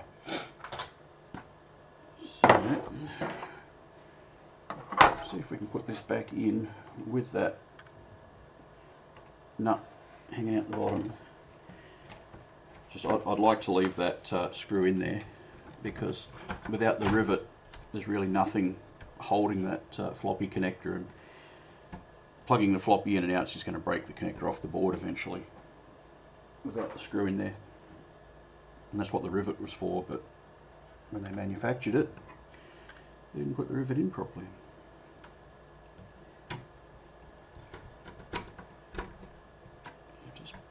Just pop the board up just a fraction. I think it'll be alright. I think it'll be alright.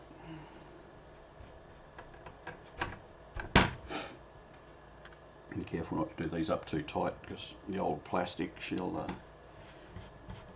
strip the holes pretty readily.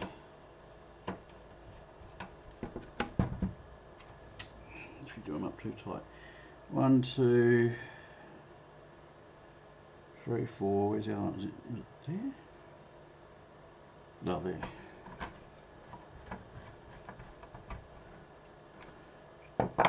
Right. Oh, well, it looked like it popped the board up a little bit. The connector's nice and parallel with the case, so I'm guessing it didn't. It just sort of felt like it did. Okie dokie. So, plug the board of keys back in.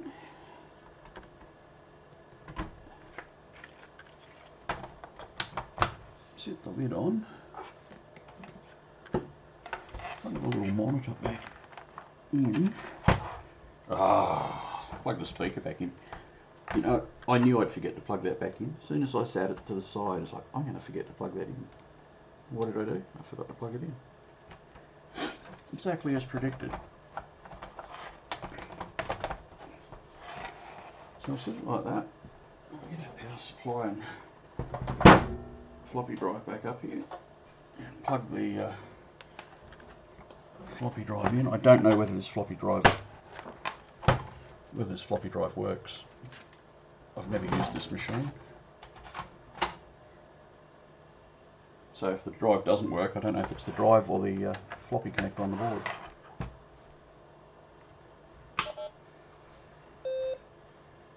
Okay, so we'll go to that one.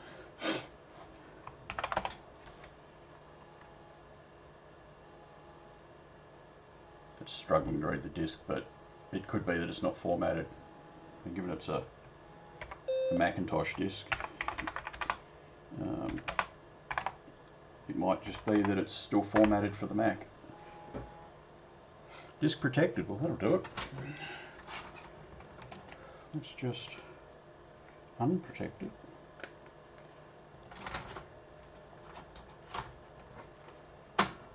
And that screen capture off that little monitor is terrible. There you go. Well, it claims to be formatting. See what it looks like in the verification pass. This will give me a bit of an idea that that connector on the board is at least making proper contact. Disk error 50, 27, that's track 39. What the? That should have been the end of it. Unless that was the, what am I doing? Unless that was the verification that was failing. No, I'll go medium.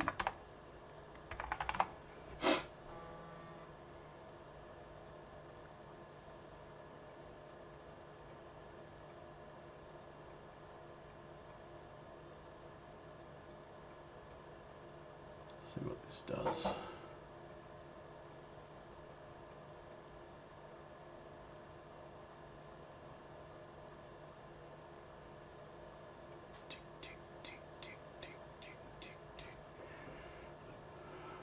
I reckon this will do the same though. This will stop at 4F, is it? Yeah, same thing. Now, of course, I don't know whether it's the drive or whether it's that connector. Right. Right. Well, more experimentation. I need a longer video cable, is what I need. Screws over there. Let's just see if we can rejig this around.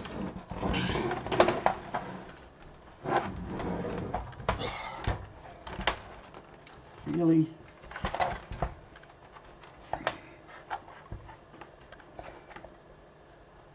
I just want to get the base unit over here where I can work on it.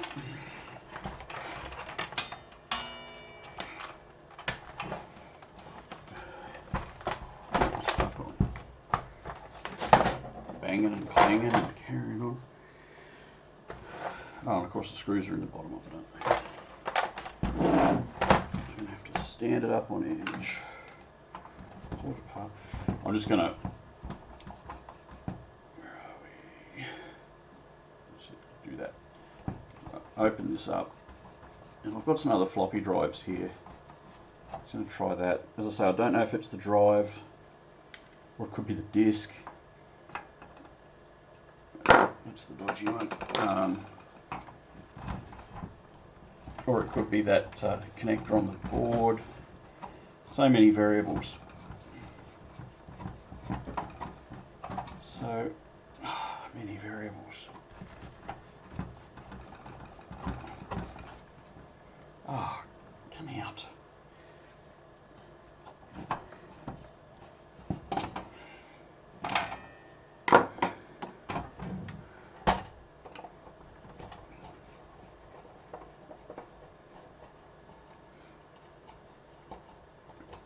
Is what I get for putting the screws back in this in the first place.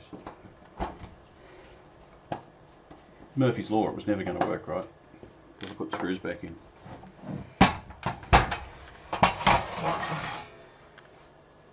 Right. So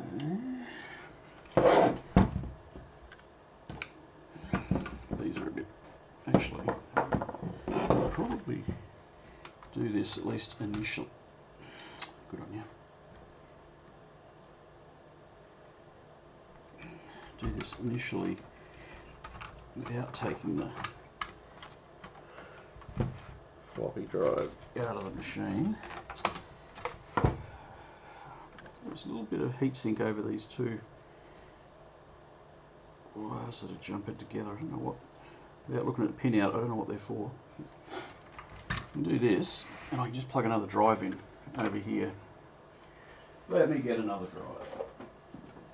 drive. Of course, these drives are unknown quantities as well.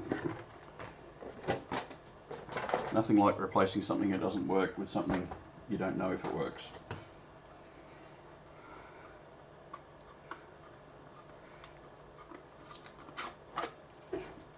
These came from the local tip shop. They like to recover bits and pieces like this. Save them going into landfill.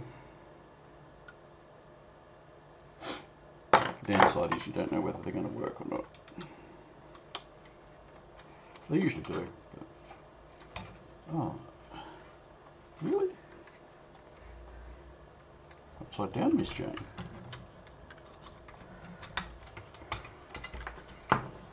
Right. Some power. Power.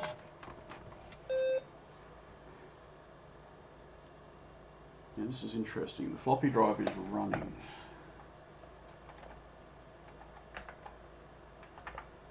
Oops.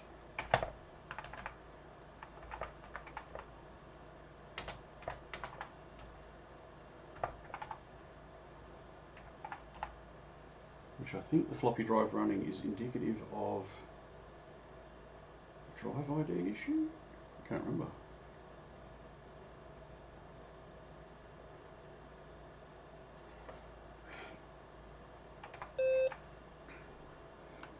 Or it could be indicative of a faulty floppy drive too. Let's just try another one.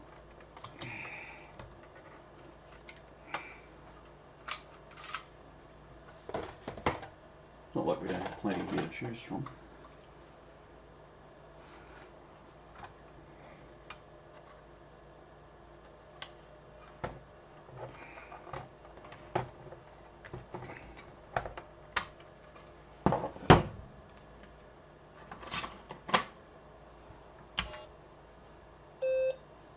Yeah, this is doing the same thing.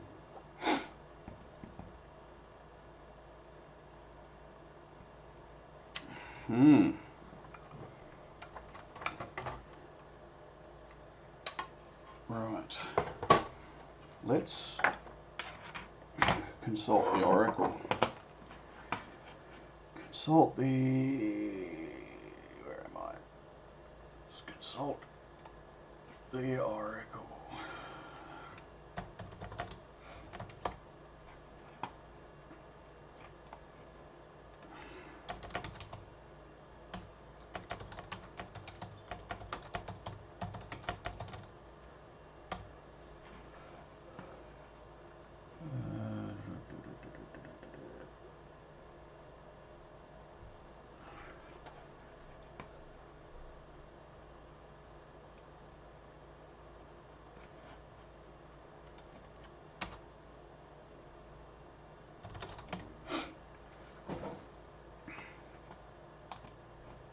What does this say?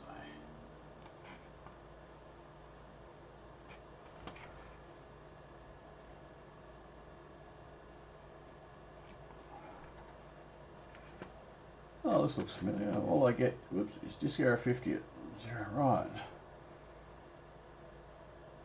Must compact fully working, da, da, da, da.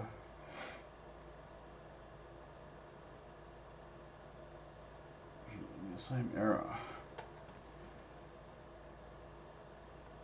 050 implies is using ADFS, expecting a double density disk.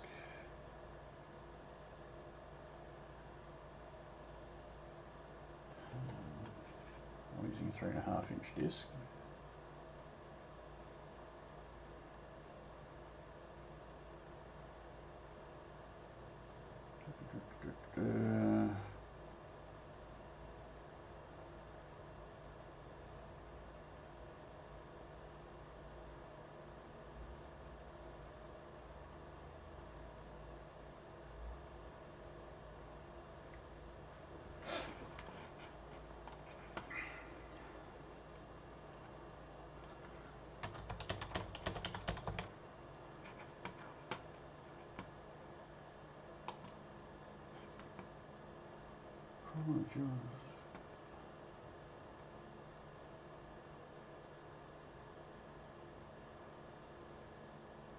History of the floppy disk, yeah, that's handy. So this is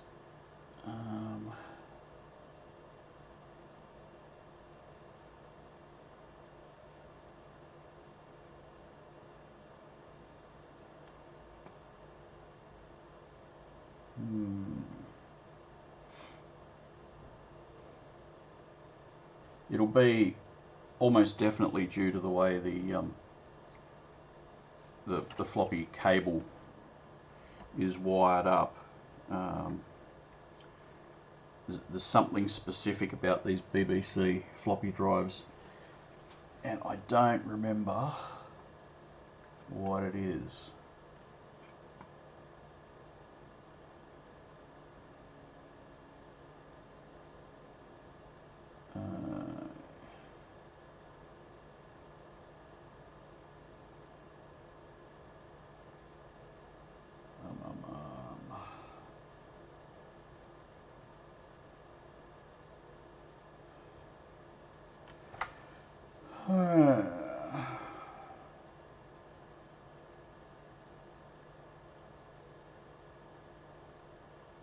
Oh, here we go. Net on 3.5 floppies always lit. Maybe I'll blow that up so you can actually see it. That'd be helpful. Whether it's a disk in a drive is active.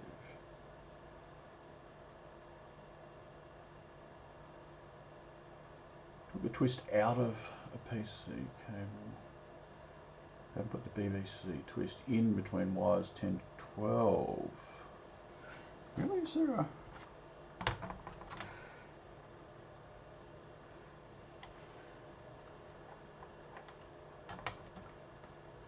I'm not seeing an obvious twist in the cable. There's definitely some funky wiring on this connector, which is pretty normal for these machines, but I don't see any twist. So that might be specific. Oh, it's a BBC Master.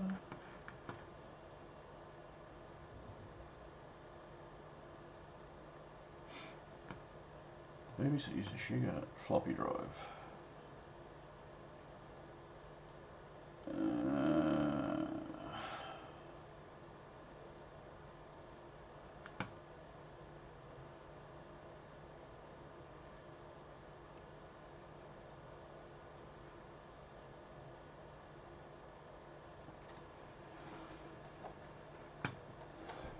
drive was designed for use in a modern PC, which these will have been.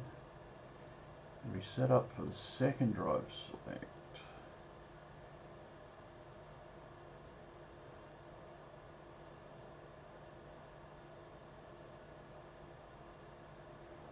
Right.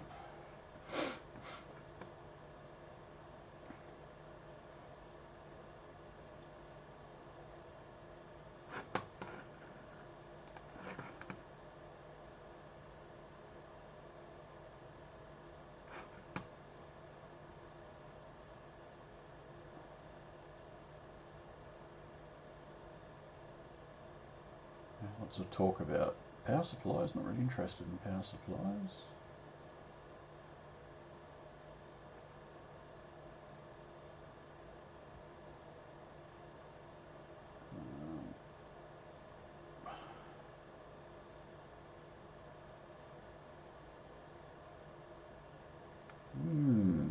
Interesting.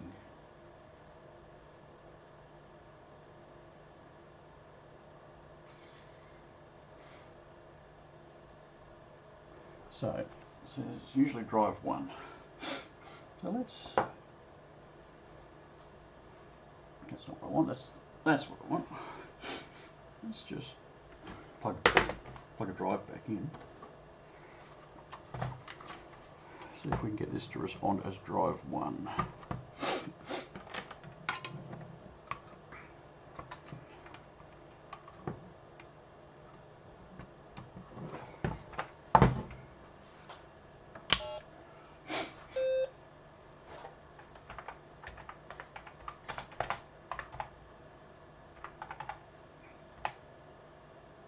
What? What's going on there?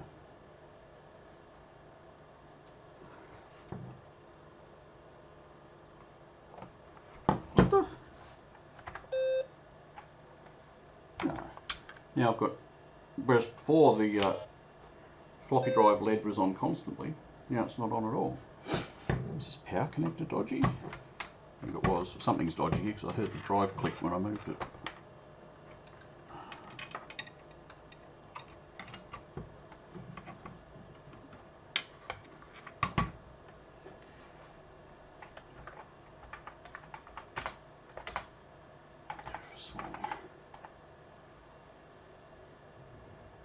No, this is definitely that post where they say it recognised as drive 1.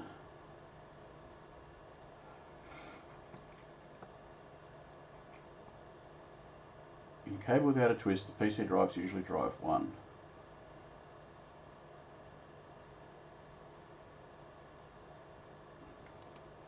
Yeah, well that's not working.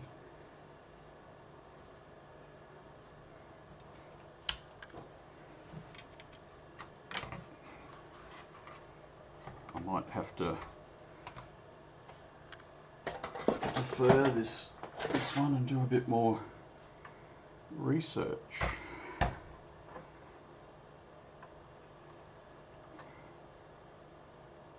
don't think, there doesn't appear to be any obvious jumpers and things I can set on these drives.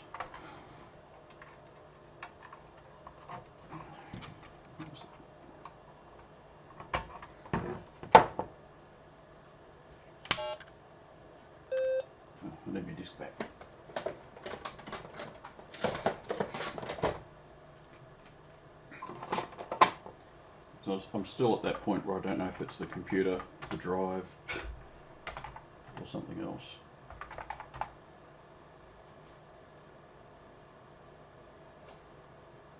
Definitely hear the motor running, but the comments seem to suggest that if I was reading them right, that the way the drive select works is different, so I would expect the motor to be running.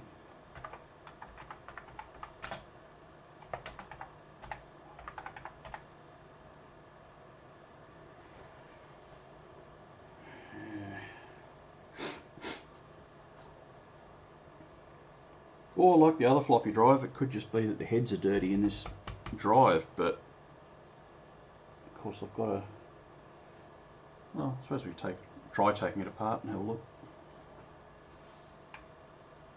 Certainly not getting any joy with PC drives. I'll have to do some research, I think. Some actual, there's that weak plastic again.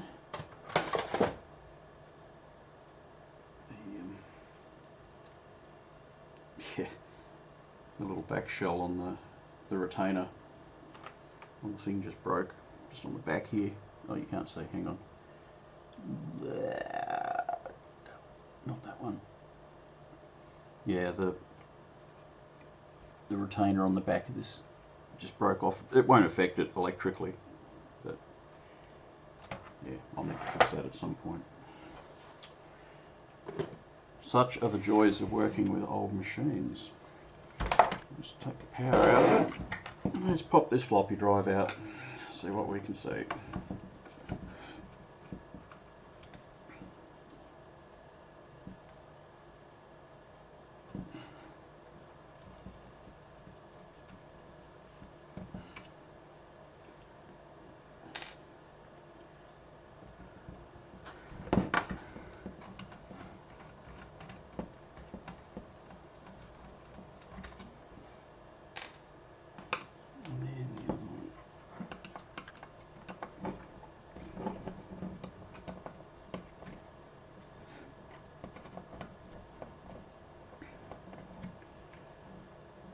Been so long since I've, oh, this one's stripped out ahead as well. Someone's been here before me.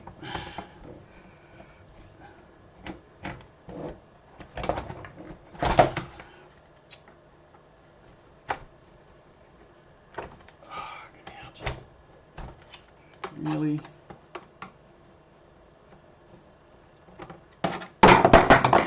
Throwing the screwdriver across the desk. Going on? Oh, I see what's going on. We're spinning it from the other end. That one spun the... yeah, it's not coming out. Oh well, doesn't matter.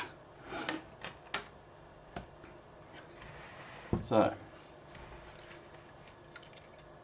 it rattles. It shouldn't rattle. That could be our first sign of a problem. Ow. Just prise this. I think this is how this comes off. So that end comes off. Alright, I see. Prise. So what's let loose in here that's rattling around? Yeah, now I can get to that. That.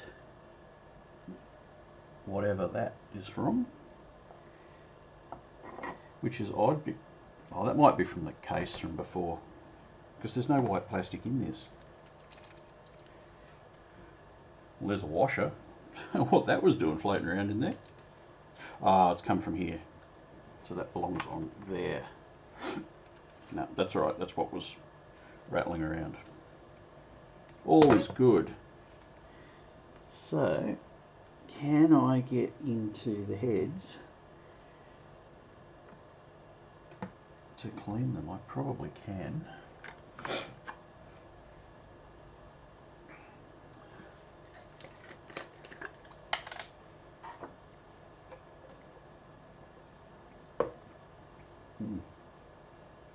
It's weird.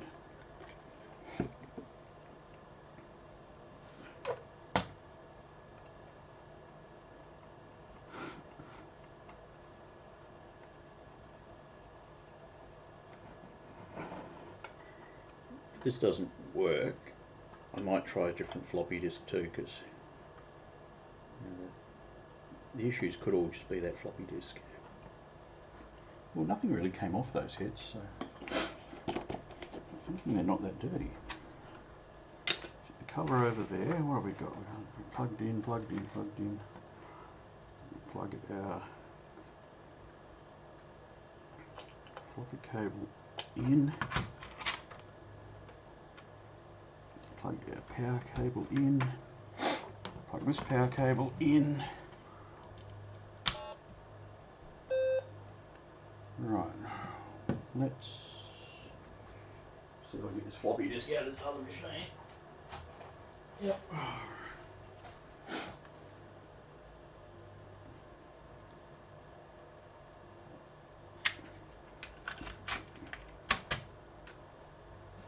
Let's see what happens.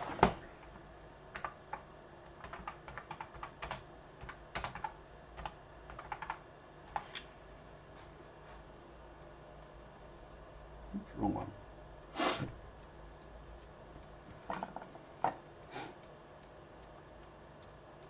Well, that looks more promising. Maybe it was just that disc. We'll see. Nope. Oh, here we go.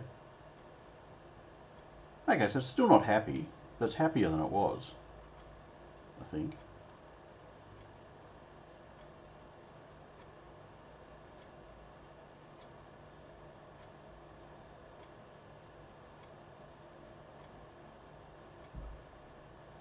Not much.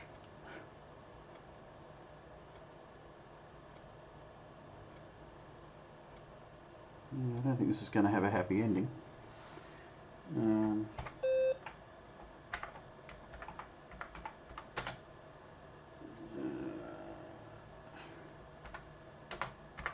This of course won't make any difference, but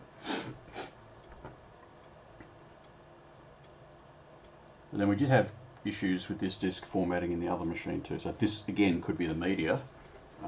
Let me grab a box of disks somewhere.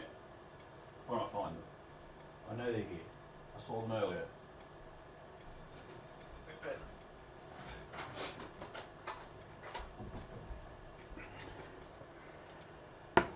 This will fail to verify, almost certainly. So while that does that, here is a brand new pack of 3.5-inch discs with the shrink wrap still on them that were dear as sin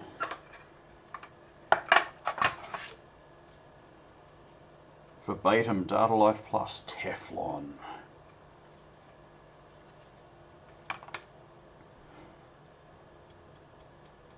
Oh, here we go.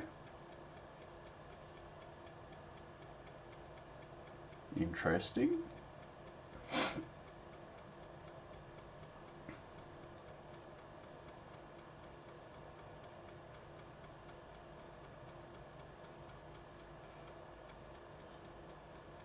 Well,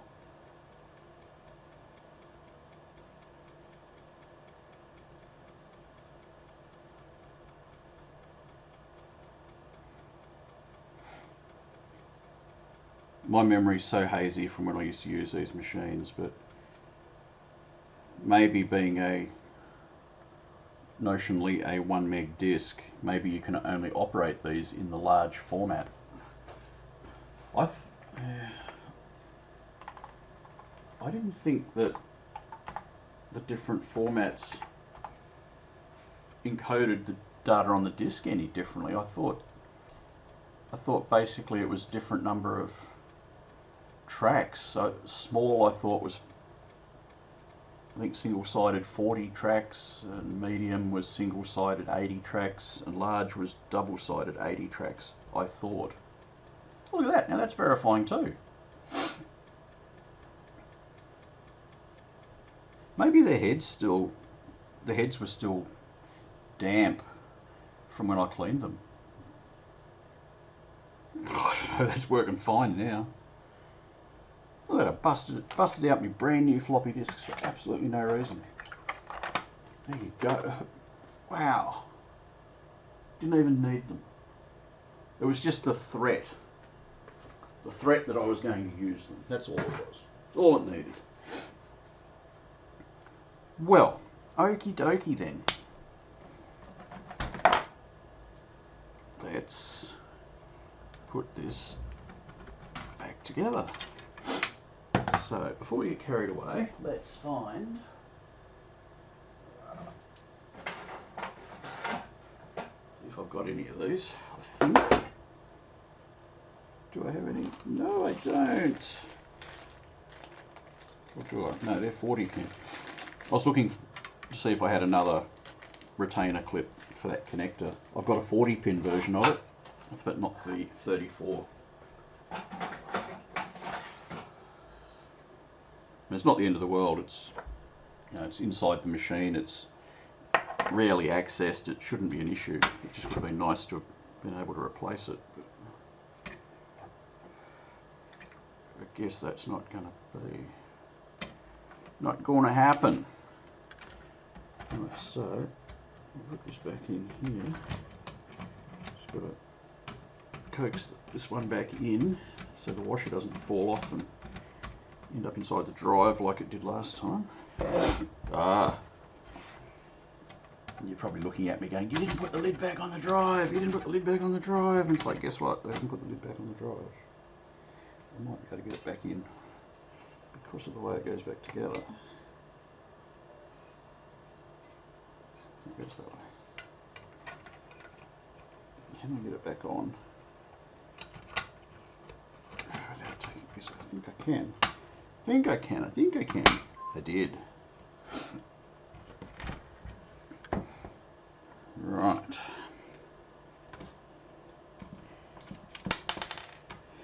Yeah, all those floppy drives in the tub there, I bought because I'm building a couple of computers and my plan is to run floppy drives on them. One of them is the Z80 system that I'm building at the moment that I'm waiting on parts for. So that I intend to have a floppy drive. And the other one is the 6502 system that I'm still designing, but I intend that to have a floppy interface as well. So when I was at the tip shop recycling, whatever you want to call it, recently, and I saw them there, I thought I will grab those while I can, because they're getting difficult. Well, I wouldn't say difficult to get, but they're not cheap. So I thought, well, I'll grab those while I can.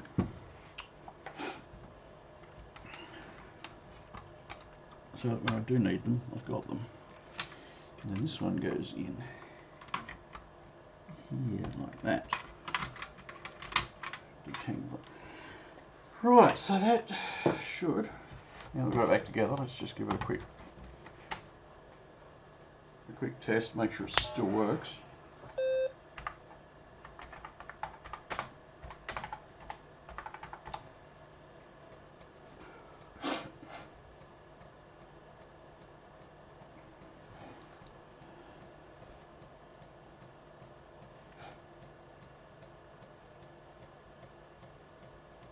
These used to be quite nice, not these particular machines, but the there was an Ethernet file server which was, I think it could either be a Master 512 or a BBC Model B with the second processor, and yeah, those used to have a hard drive attached to them and they were nice. It was just nice to have all that fast storage.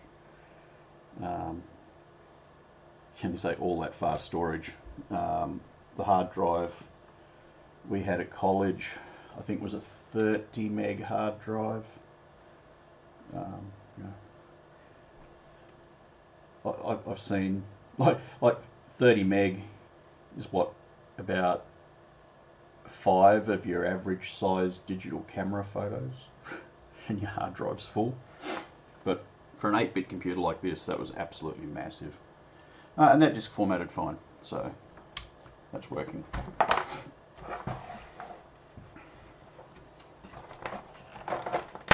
So unplug that.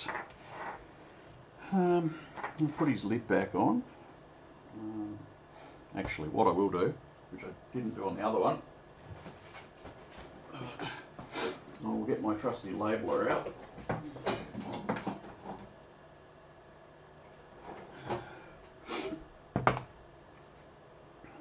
And we will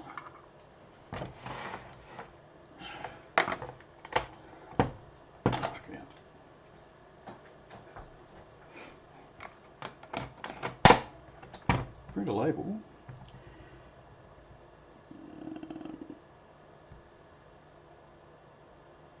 What you telling me? That's not right.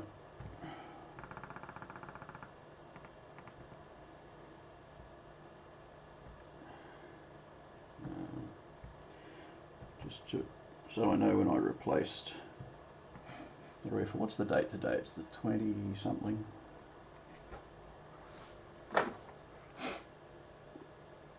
27th of May.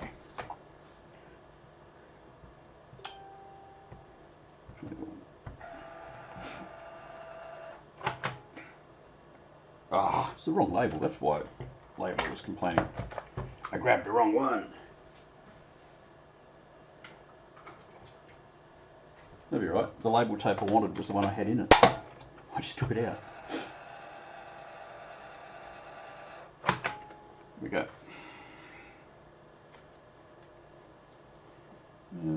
Let's put it in the bottom here. Reefer, 27th of the 5th, 21. Over here in Australia, that's how we do dates. Don't know where you're all from, but that's how we do dates over here.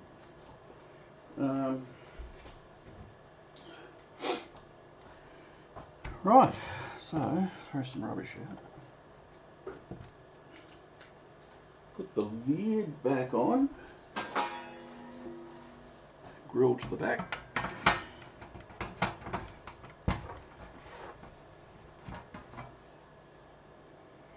Lock it. Oh, right, okay. For serious? I'm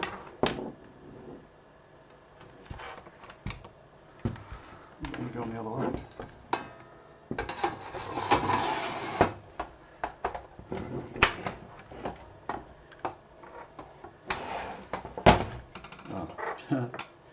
I put a screw back in a hole that didn't need a screw.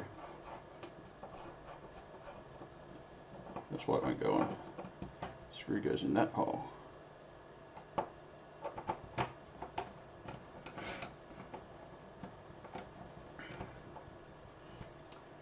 Right, now the lid will duly slide into place.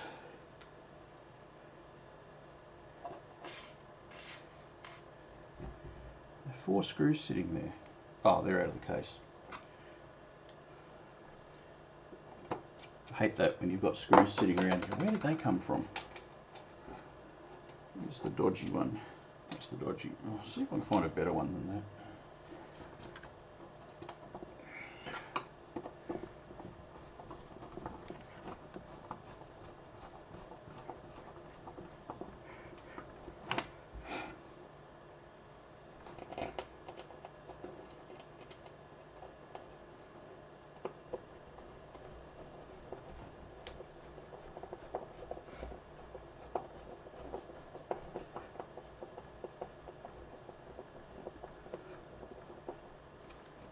That one.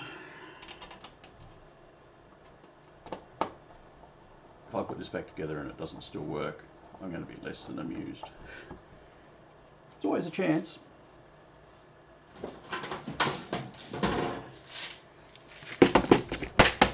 Sometimes these things are sent to try us. See if that screw is. Oh, look at that. Like a bought one. One can meet its maker.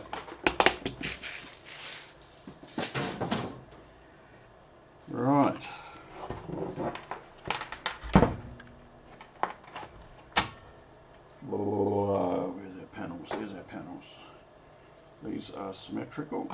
There is no left and right.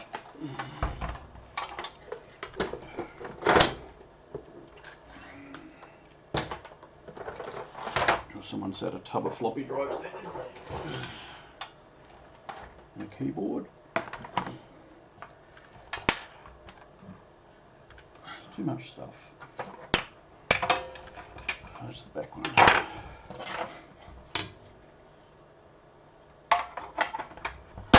That one goes in there.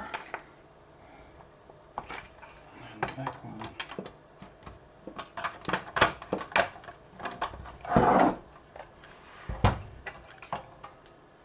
On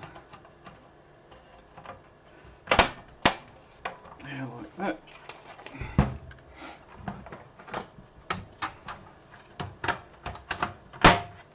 Oops, missed. Rightio.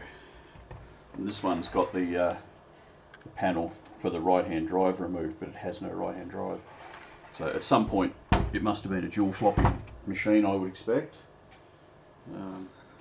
Yeah, maybe if I can find another drive, it may become a dual drive machine again at some point in its life. Right, and that one.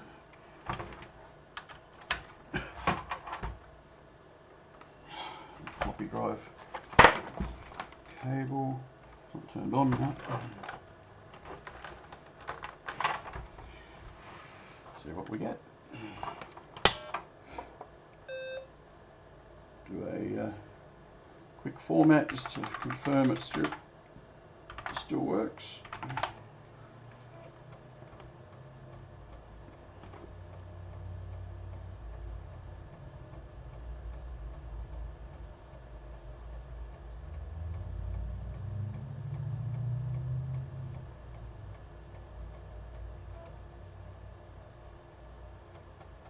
Looking good. So that sort of confirms that the floppy drive itself is okay, cable's okay, the connector on the board's okay. That's a good sign. Okay, and that's happy. So I will put this one aside.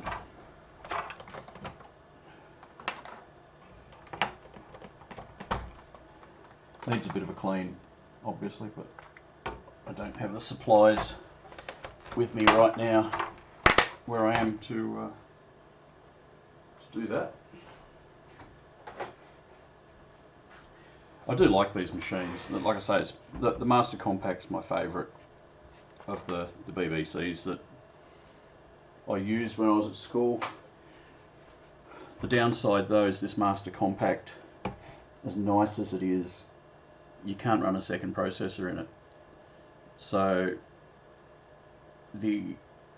well, I wouldn't have said that. Don't know, maybe you can cobble one off that expansion port, I'm not sure. But the Model B, even though it's an earlier generation machine, with the second processor you get access to a lot more memory. So, you know, for editing like assembler source files and things, the Model B is just, it's nicer for that. I wish I could do it on the Master Compact, but without the second processor I just can't. Yeah, if I had a Master 512, yeah, that'd be nice.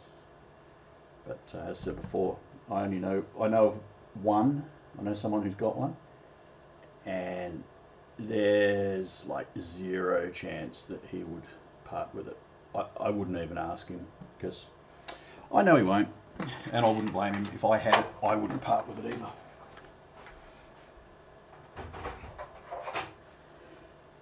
Rightio, so next cab off the rank, I have this Amiga that I picked up recently.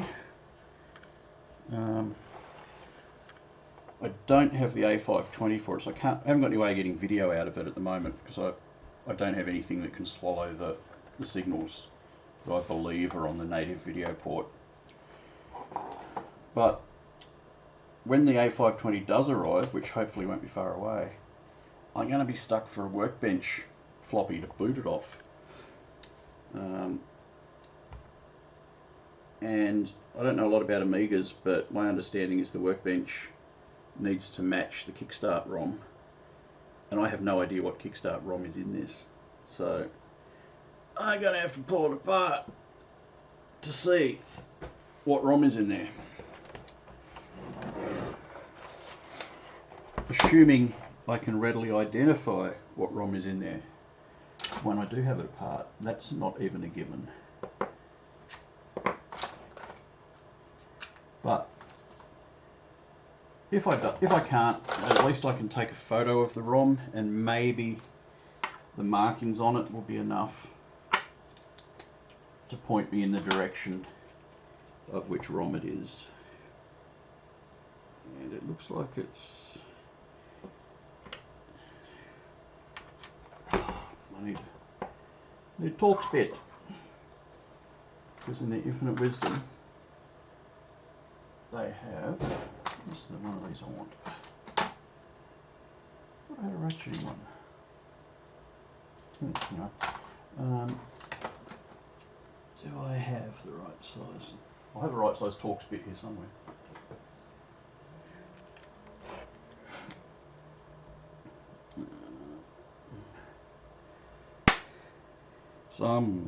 Somewhere. I reckon that's about right. Pretty close.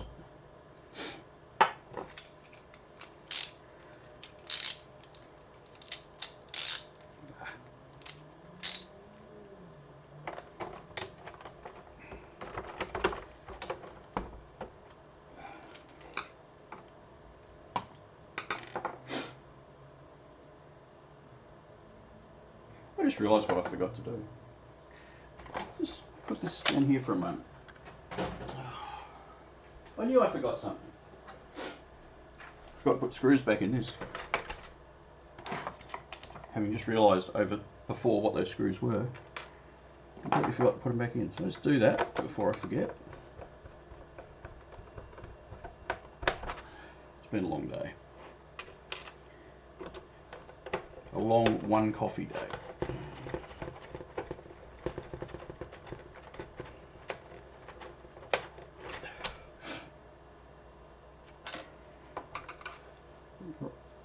That's not the right hole.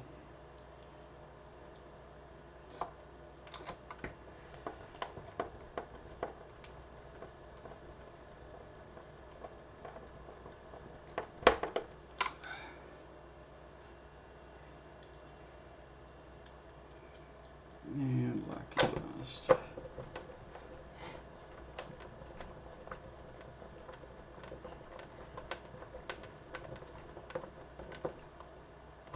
Right, now I can put that to bed.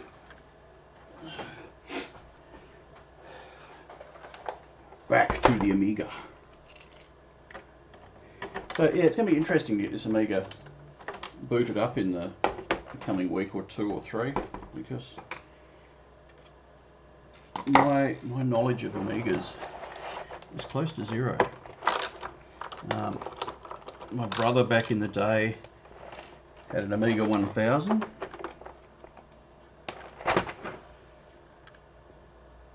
That's sound. What do we got? Audio.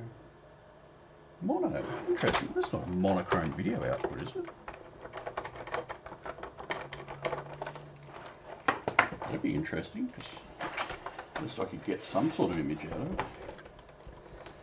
Did I miss one? I did miss one.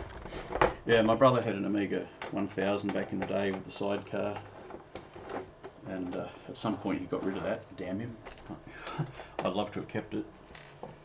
And then he had an Amiga 500, and three in the front. Oh, there it is. He got rid of the Amiga 500 at some point. Then he had, I don't remember if it was an Amiga, it was either a 600 or a 1200, I can't remember which it was now. And of course that's long gone. And it really frustrates me, especially the, I think it was a 1200. That's particularly frustrating because that would have been a nice machine to have. Because you can put hard drives and things quite readily into this into the 1200s because they're designed for it.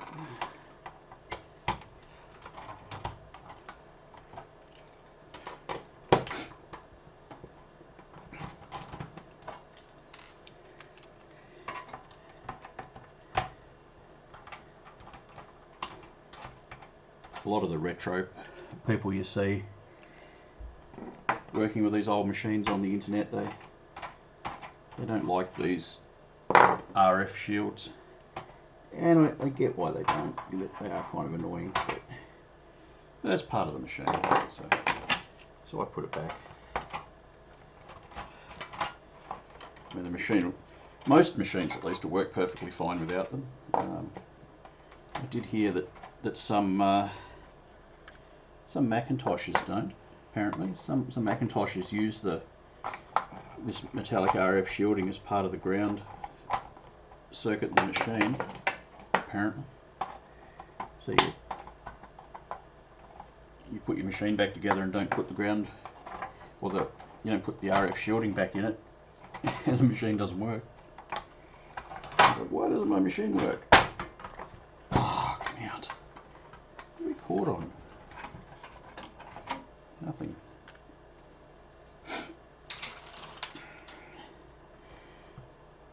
Right. Now my understanding is that is the Kickstart ROM right there. But I don't know. So let's do the old snap a photo thing. And then we'll do the old Google thing. And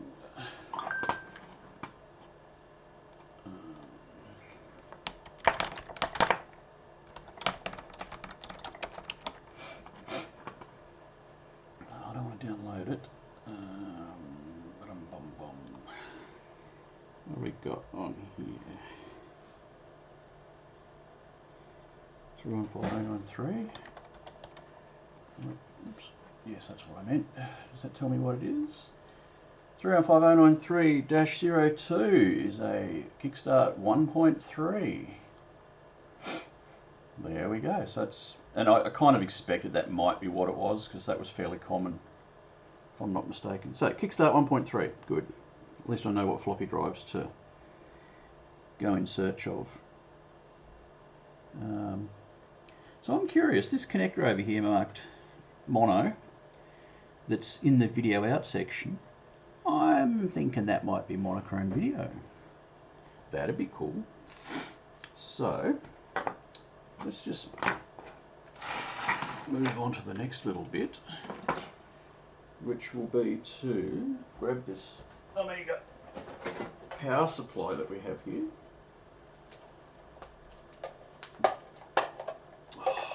In a minute.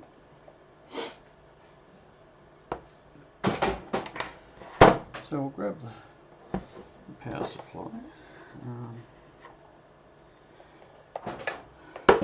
I'm just going to quickly pop it open and see what just happened then.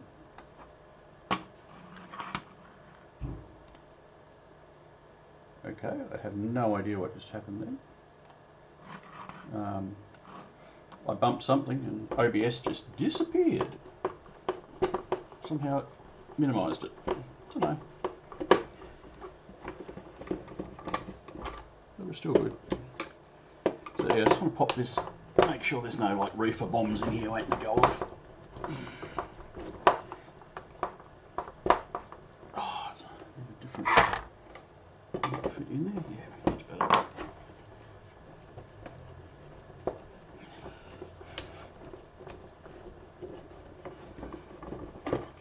Yeah, because those reefer bombs stink. I can really do without that in my office.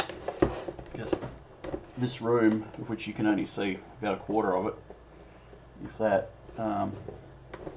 this room is my office. I work from home. Not just because of COVID, but I work from home anyway. And the last thing I want to have for 8+ hours of every day is the stench. Again, of a burnt reefer capacitor, because they stink.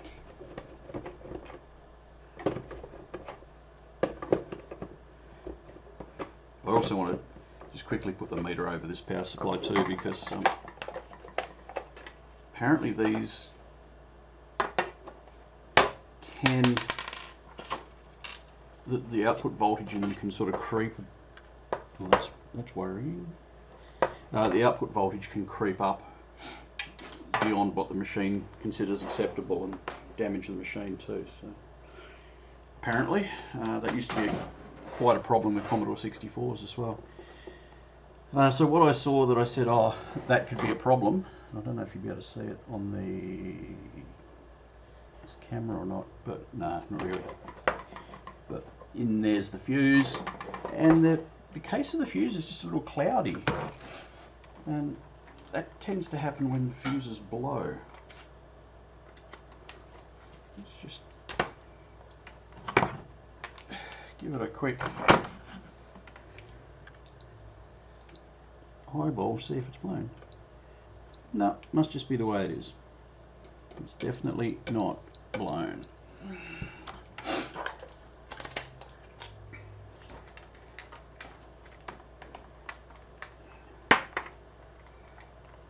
Definitely not blown. So what else is in here?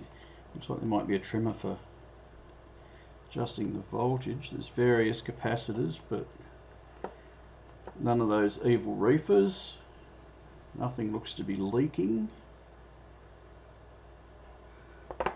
So it's probably going to be okay to power it up without any smoke getting out of it.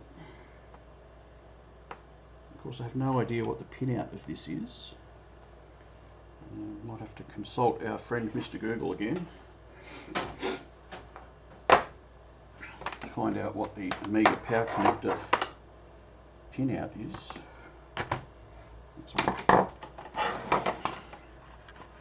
Let's just see what we can find.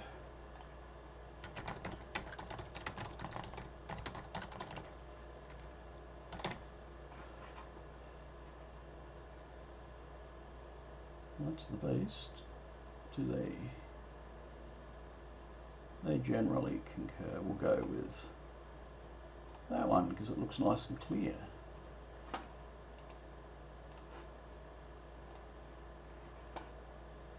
Right, well there we go. Connector in the case. Connector on the wire, there we go, right, so see if this goes bang, huh? This should be interesting. Hopefully it won't. I hate it when they do.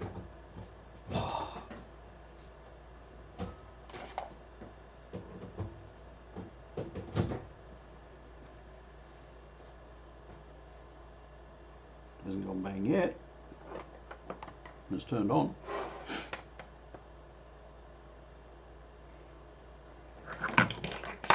All the trouble is coiling up my multimeter leads to put it away tidy. I just need to get it out again.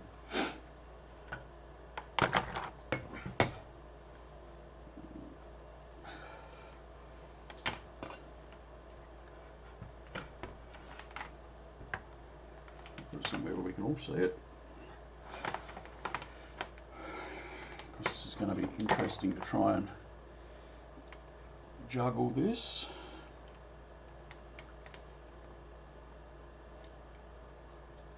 Ground is that one, so I can be pretty indiscriminate there, I hope. Right, so the minus 12 is actually minus 10. The plus 12 is 11.24. 5.16, so that's the shield. So yeah, the minus 12 is a little low. I'm not sure what that's used for, or how it's even derived on the board. It's possibly only used for the audio. I think in a lot of machines the negative voltage is just used for audio, so we're probably going to be alright. the 12 and the plus 5. The plus 5 is probably the one I was most worried about, and that's okay. The plus 12 is okay.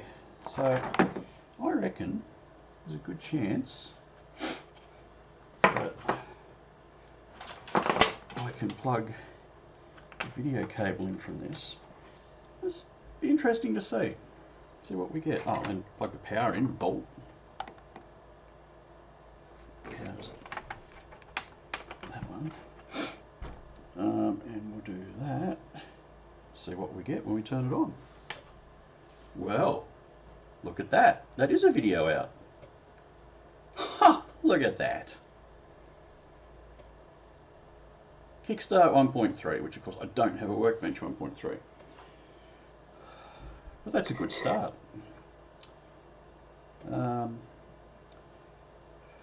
So there is another card I've got here. I don't know if you guys were on the stream previously when I went through this, but there's that one, it goes that way, I think. The daughter card that goes in here, that's the A501 memory expansion. It has a little problem, as you can tell by, if I can get rid of some of the light, this patch here. That's where the Vata rechargeable battery was that maintains the power for the real-time clock. Those things are like little time bombs just waiting to go off. They corrode and leak, and yeah, and when they leak, yeah, they just cause corrosion on the board, and that's actually eaten the copper layer on the top of the board clean off. So I've got to do some probing around at some point and work out whether this is savable. For that matter, whether I want to save it. I could actually, and I might, get some boards made and just make my own memory expansion to plug in here. I mean, the boards are readily available on GitHub and the schematics and what have you to make it yourself, and those boards I think are about that big. They're tiny. So you know, that might be a thing that I do. Don't know. It's just a shame, and this is not something that's unique to the Amiga with the A501 there. I mean, PC motherboards do it. Some of the other Amiga boards that have the batteries on board do it. I've seen a lot of Apple Macs where the battery's done the same thing. Sometimes the board's recoverable, sometimes the board's just beyond help. So anyway, but at least this Amiga is booting as far as the wanting the Workbench disk. So I know it's Workbench 1.3, which I worked out from the ROM ID anyway. Yeah, that's good. That's very good. And I know someone that has a lot of Amiga stuff, and I'm sure if I went to visit him with some floppy disks, he would happily cut me a set of Workbench 1.3 disks to test this with, and may even have some other software that he can help me out with for this machine, because particularly some terminal software, something that does like X modem, Z modem, something like that, because I have no way to get software onto this machine at the moment. The floppy disks that this uses aren't compatible with a PC, so I can't I can't write Amiga disks on a PC. I have heard something to the effect that you can read PC disks on the Amiga, but yeah, I don't know. I think the easiest way is going to be use some terminal software and just shoot it across that way, but time will tell. Anyway, I'm glad that works and the power supply works, so that is good. And who knew? I had no idea that was a monochrome video output until I just saw it before and realised it was in the monochrome. Oh, sorry, it was in the video section of the board. So that is good. I may even see if I can get hold of a newer Kickstart ROM. Actually, that reminds me, some of the newer Kickstarts they have caveats about the version of the board. Rev 6A. So I have a relatively, well, I don't know whether it's new or not, but the caveats I think start at like if you've got revision 5 or later, which I clearly do. So I have to bear that in mind. So anyway, that's all undone. We can put the shield back on, but yeah, I might look at getting a later Kickstart ROM. I haven't quite decided what missed that one. What I want to use this machine for yet, and that's kind of relevant. If I want to play games on it, and I'm not really into games, but if I want to run games on it, then I probably want the Kickstart 1.3. Have I considered using a floppy emulator? Yeah, I have. I don't have a floppy emulator handy. I've been tempted to get one of the GoTech units. I was looking at that for one of the other machines. I can't remember which machine that was. I was looking at that for now. But yeah, I was looking at a GoTech, but the price. Oh, the price. And I was looking last night at compact flash adapters, but of course they require an IDE because they're generally IDE to compact flash. I was looking at that, but you end up having to pretty much buy an accelerator card to get the IDE interface to plug the compact flash in. But then you get sort of that hard drive like experience. So yeah, I have considered using a floppy emulator. That may still happen, but for the moment I'm really just chasing, and I'll talk to a mate of mine who's into Amigas, but I just want to, like the 1.3 workbench, just to boot it up and prove that everything actually does work, and maybe a game or two just to check that all the custom chips are doing their things. But longer term, yeah, I don't know. I did see one of the accelerator cards. I think it was 130 or 140 euros, and then you could do your compact flash to IDE thing with that, and get yourself a virtual hard drive. That was kind of interesting, because I mean, then you get the hard drive experience rather than just having a bunch of floppies. Amiga Bill streams. No, he's on Twitch, is he? I'll have to look him up. I will make a note, because yeah. Oh, sweet. I will make a note. My Amiga experience is pretty limited. Amiga Bill. Yeah. When the Amigas were really a thing, I was into PCs. So you know, my brother had Amigas, but I really didn't. I really didn't have much to do with them, so I don't know a lot about them. So yeah, watching someone's channel who actually knows about it would be good. Yeah, no, I'll look him up after this stream. I'll head upstairs when I have dinner and look it up. I made a note, so I will absolutely do that. So yeah, thanks for that. I'm sure that will yield some useful advice. Yeah, as I say, I was doing a bit of research last night just on various hard drive like options, and of course there's not a lot that's affordable for a 500. It's mostly all for the 600 and 1200, but we'll get there. So this is going to be an interesting learning experience for me. The Amiga, as I say, Amigas were never my thing back in the day, which is odd because a lot of my friends were into Amigas, but it just didn't really happen for me. Oh, and thanks for the follow.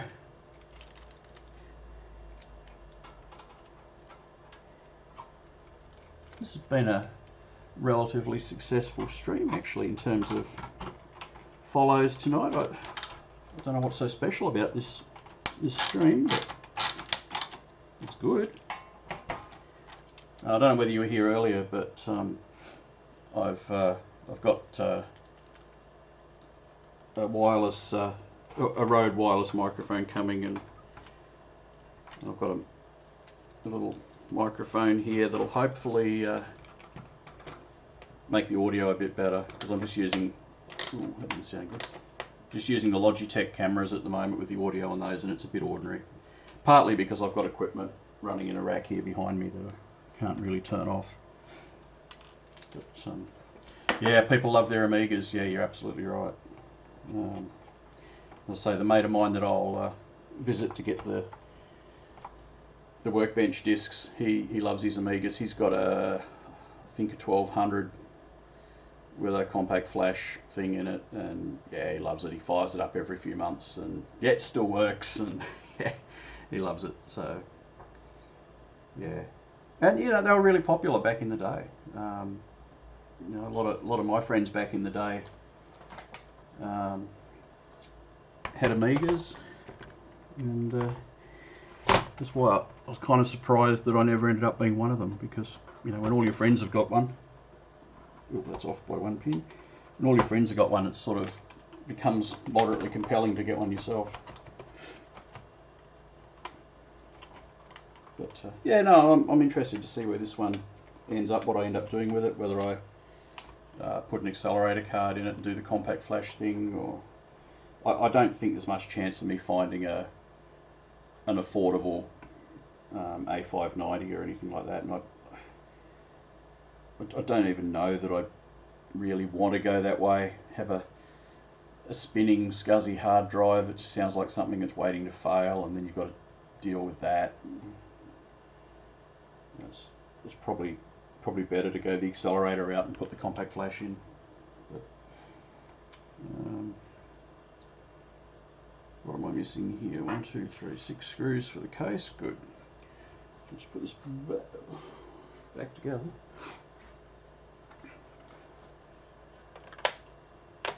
Yeah, lack of space. Yeah, I hear you. Absolutely hear you.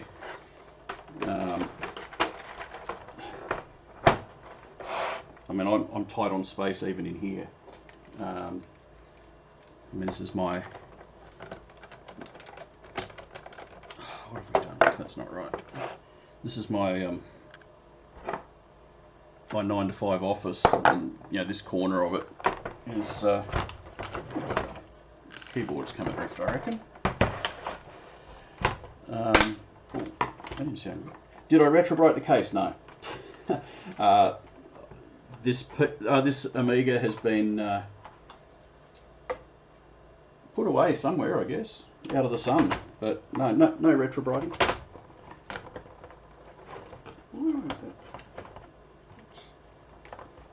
What's that sitting up on? Okay, oh boy, what's it sitting up on? The keyboard's not in properly, I imagine. Ah, right. Silly me. So no, I've never actually retrobrited a machine. I'm looking forward to my first opportunity to try that. I do have a couple of machines here that could probably do with it, and I have another one that's in the post at the moment that, based on the photos I saw, is going to need a retrobrite.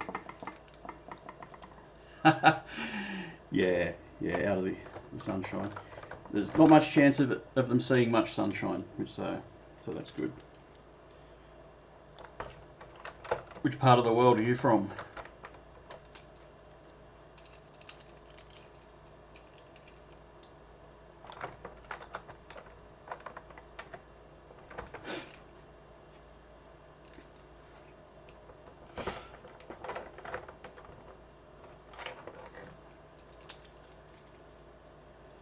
UK, right.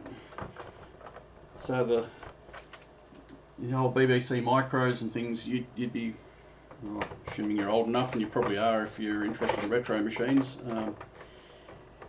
you'd be seeing those things everywhere.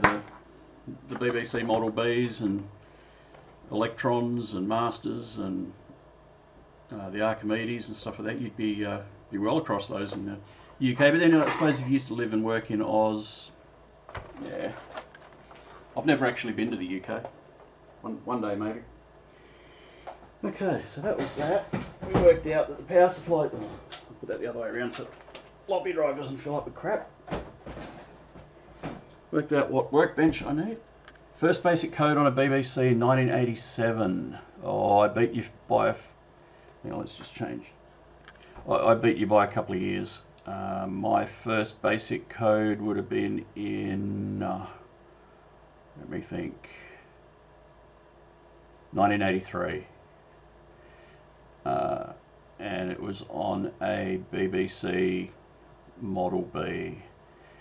That was back in the day when our high school, because that was in high school, we had exactly one computer, and it was a single BBC Model B. And yeah, you were lucky to have written code on the BBC back then, because I don't know whether you share the opinion, but I reckon the BBC had the best version of BASIC on any machine of that era, and probably the best version of BASIC I've seen on machines of that sort of type, even in modern times. I mean, I think there were some pretty neat versions of BASIC on the Amiga from what I heard, but just, you know, the BBC with its, you know, procedures, functions, the inline assembler was quite nice. Trying to think what else was particularly good about it, but yeah, it just struck me as a well organised implementation of BASIC, and even the operating system, like everything had a proper interface to it. Even if it was like one of those star FX commands to do things, at least there was a documented way to do it. You didn't have to go poking through, you know, registers in chips by yourself. You know, you didn't have to write code to do that sort of stuff that would break when a new version of the machine came out. It's just an awesome machine. Yeah, and it shaped my life too. My first experience with computers was that BBC Model B. Back when I shouldn't have, because we only had the one computer at school, I shouldn't have even been able to touch it. I was like in year 7, and only year 10 students even got to go near it. But I saw a bit about basic programming in a magazine, and I wrote something up on a bit of paper. I took it to my maths teacher, who was also the computer studies teacher for the year 10s, and said, hey, do you reckon this basic program would work? And he's like, well, in the next math class, why don't you give it a go? And yeah, and the rest was history. I lost track of how many hours I spent on that machine, and he was a great teacher. Used to, you know, help me out with questions in his lunch break, because, you know, I didn't have a computer studies class because only the year 10s had that. So yeah, that was good days. The BBC docudrama about the birth of Acorn, BBC Micro and Sinclair. I don't know which specific one you're talking about, but I have seen a few videos along those lines, including you know, interviews with some of the people at Acorn at the time. Saw a couple where they interviewed people that worked with Clive Sinclair at Sinclair. But Micromen, yeah, that's the one. That's on Netflix, I think, isn't it? Sorry, that should be better. Yeah, I don't know what the blue screen was all about. PC's never done that before, but yeah, there's always a first time. Yeah, so the Micromen, that was on Netflix if I remember correctly. I think you posted a link, but the auto mod nuked it. Um, yeah, I'm pretty sure I have watched that, and I probably should watch it again to refresh my memory. Um, but and I think I did see also a video done by like one of the computer history museums in the UK where they were talking to the guys at Acorn that were involved in the Micromen. I think they were doing like a live watch of the Micromen and sort of commenting on it as they went, I think.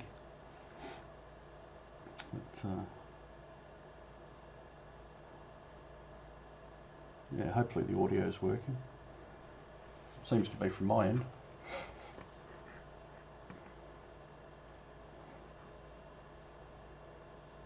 Yeah, there have been some good interviews, and there's plenty more I like to watch. Like I keep saving them to my saved videos, or watch later list or whatever it is on YouTube. But it's just finding the time. But it's interesting to hear. Like you'd never hear the history. Back in the day. This was all sort of inside information in these companies back in the day. But it's interesting to hear. In 2021, just the things that happened, back in those days, and how things came to be, and why things were the way they are. And I saw recently the original contract between Acorn and the BBC for what was the Model B. That was released, and you could have a read of that, and like that would have been unheard of to see that, back in the day. But it's just interesting to see. Yeah, how it all came to be. So, yeah. Anyway, it might be about time, I think, for me to go and have some dinner. Oh, back when the BBC used to do decent stuff, yeah. In more recent times, well, I was going to say in more recent times, they fraudulently they use fraudulent documents to get interviews with the royal family, but I'm guessing that actually happened about the same time that some of this BBC stuff was happening, because that was in... No, it was later than that. It must have been in the 90s that happened. I can't remember. But, yeah. Yeah, I don't know. Anyway, I probably should go and get some dinner. I've been going for sort of 3 hours or so. It's after work for me. We've just clocked about 8:15, and looks like I'm going to have to pull my PC apart here and work out what's going on. I don't know whether it's got a CPU heatsink and fan that's clogged with dust, or whether it was just a heat thing, or maybe it's a software thing. I don't know. But get to the bottom of that. I've got a streaming card, like capture card, coming that should be here any day, so I've got to open the machine up anyway. So, but yeah, nice talking. Hopefully we can do that again sometime. It's always good to talk to people, that are familiar with some of this stuff from back in the day. So yeah, have a great evening, and yeah, we'll do it again sometime. Bye.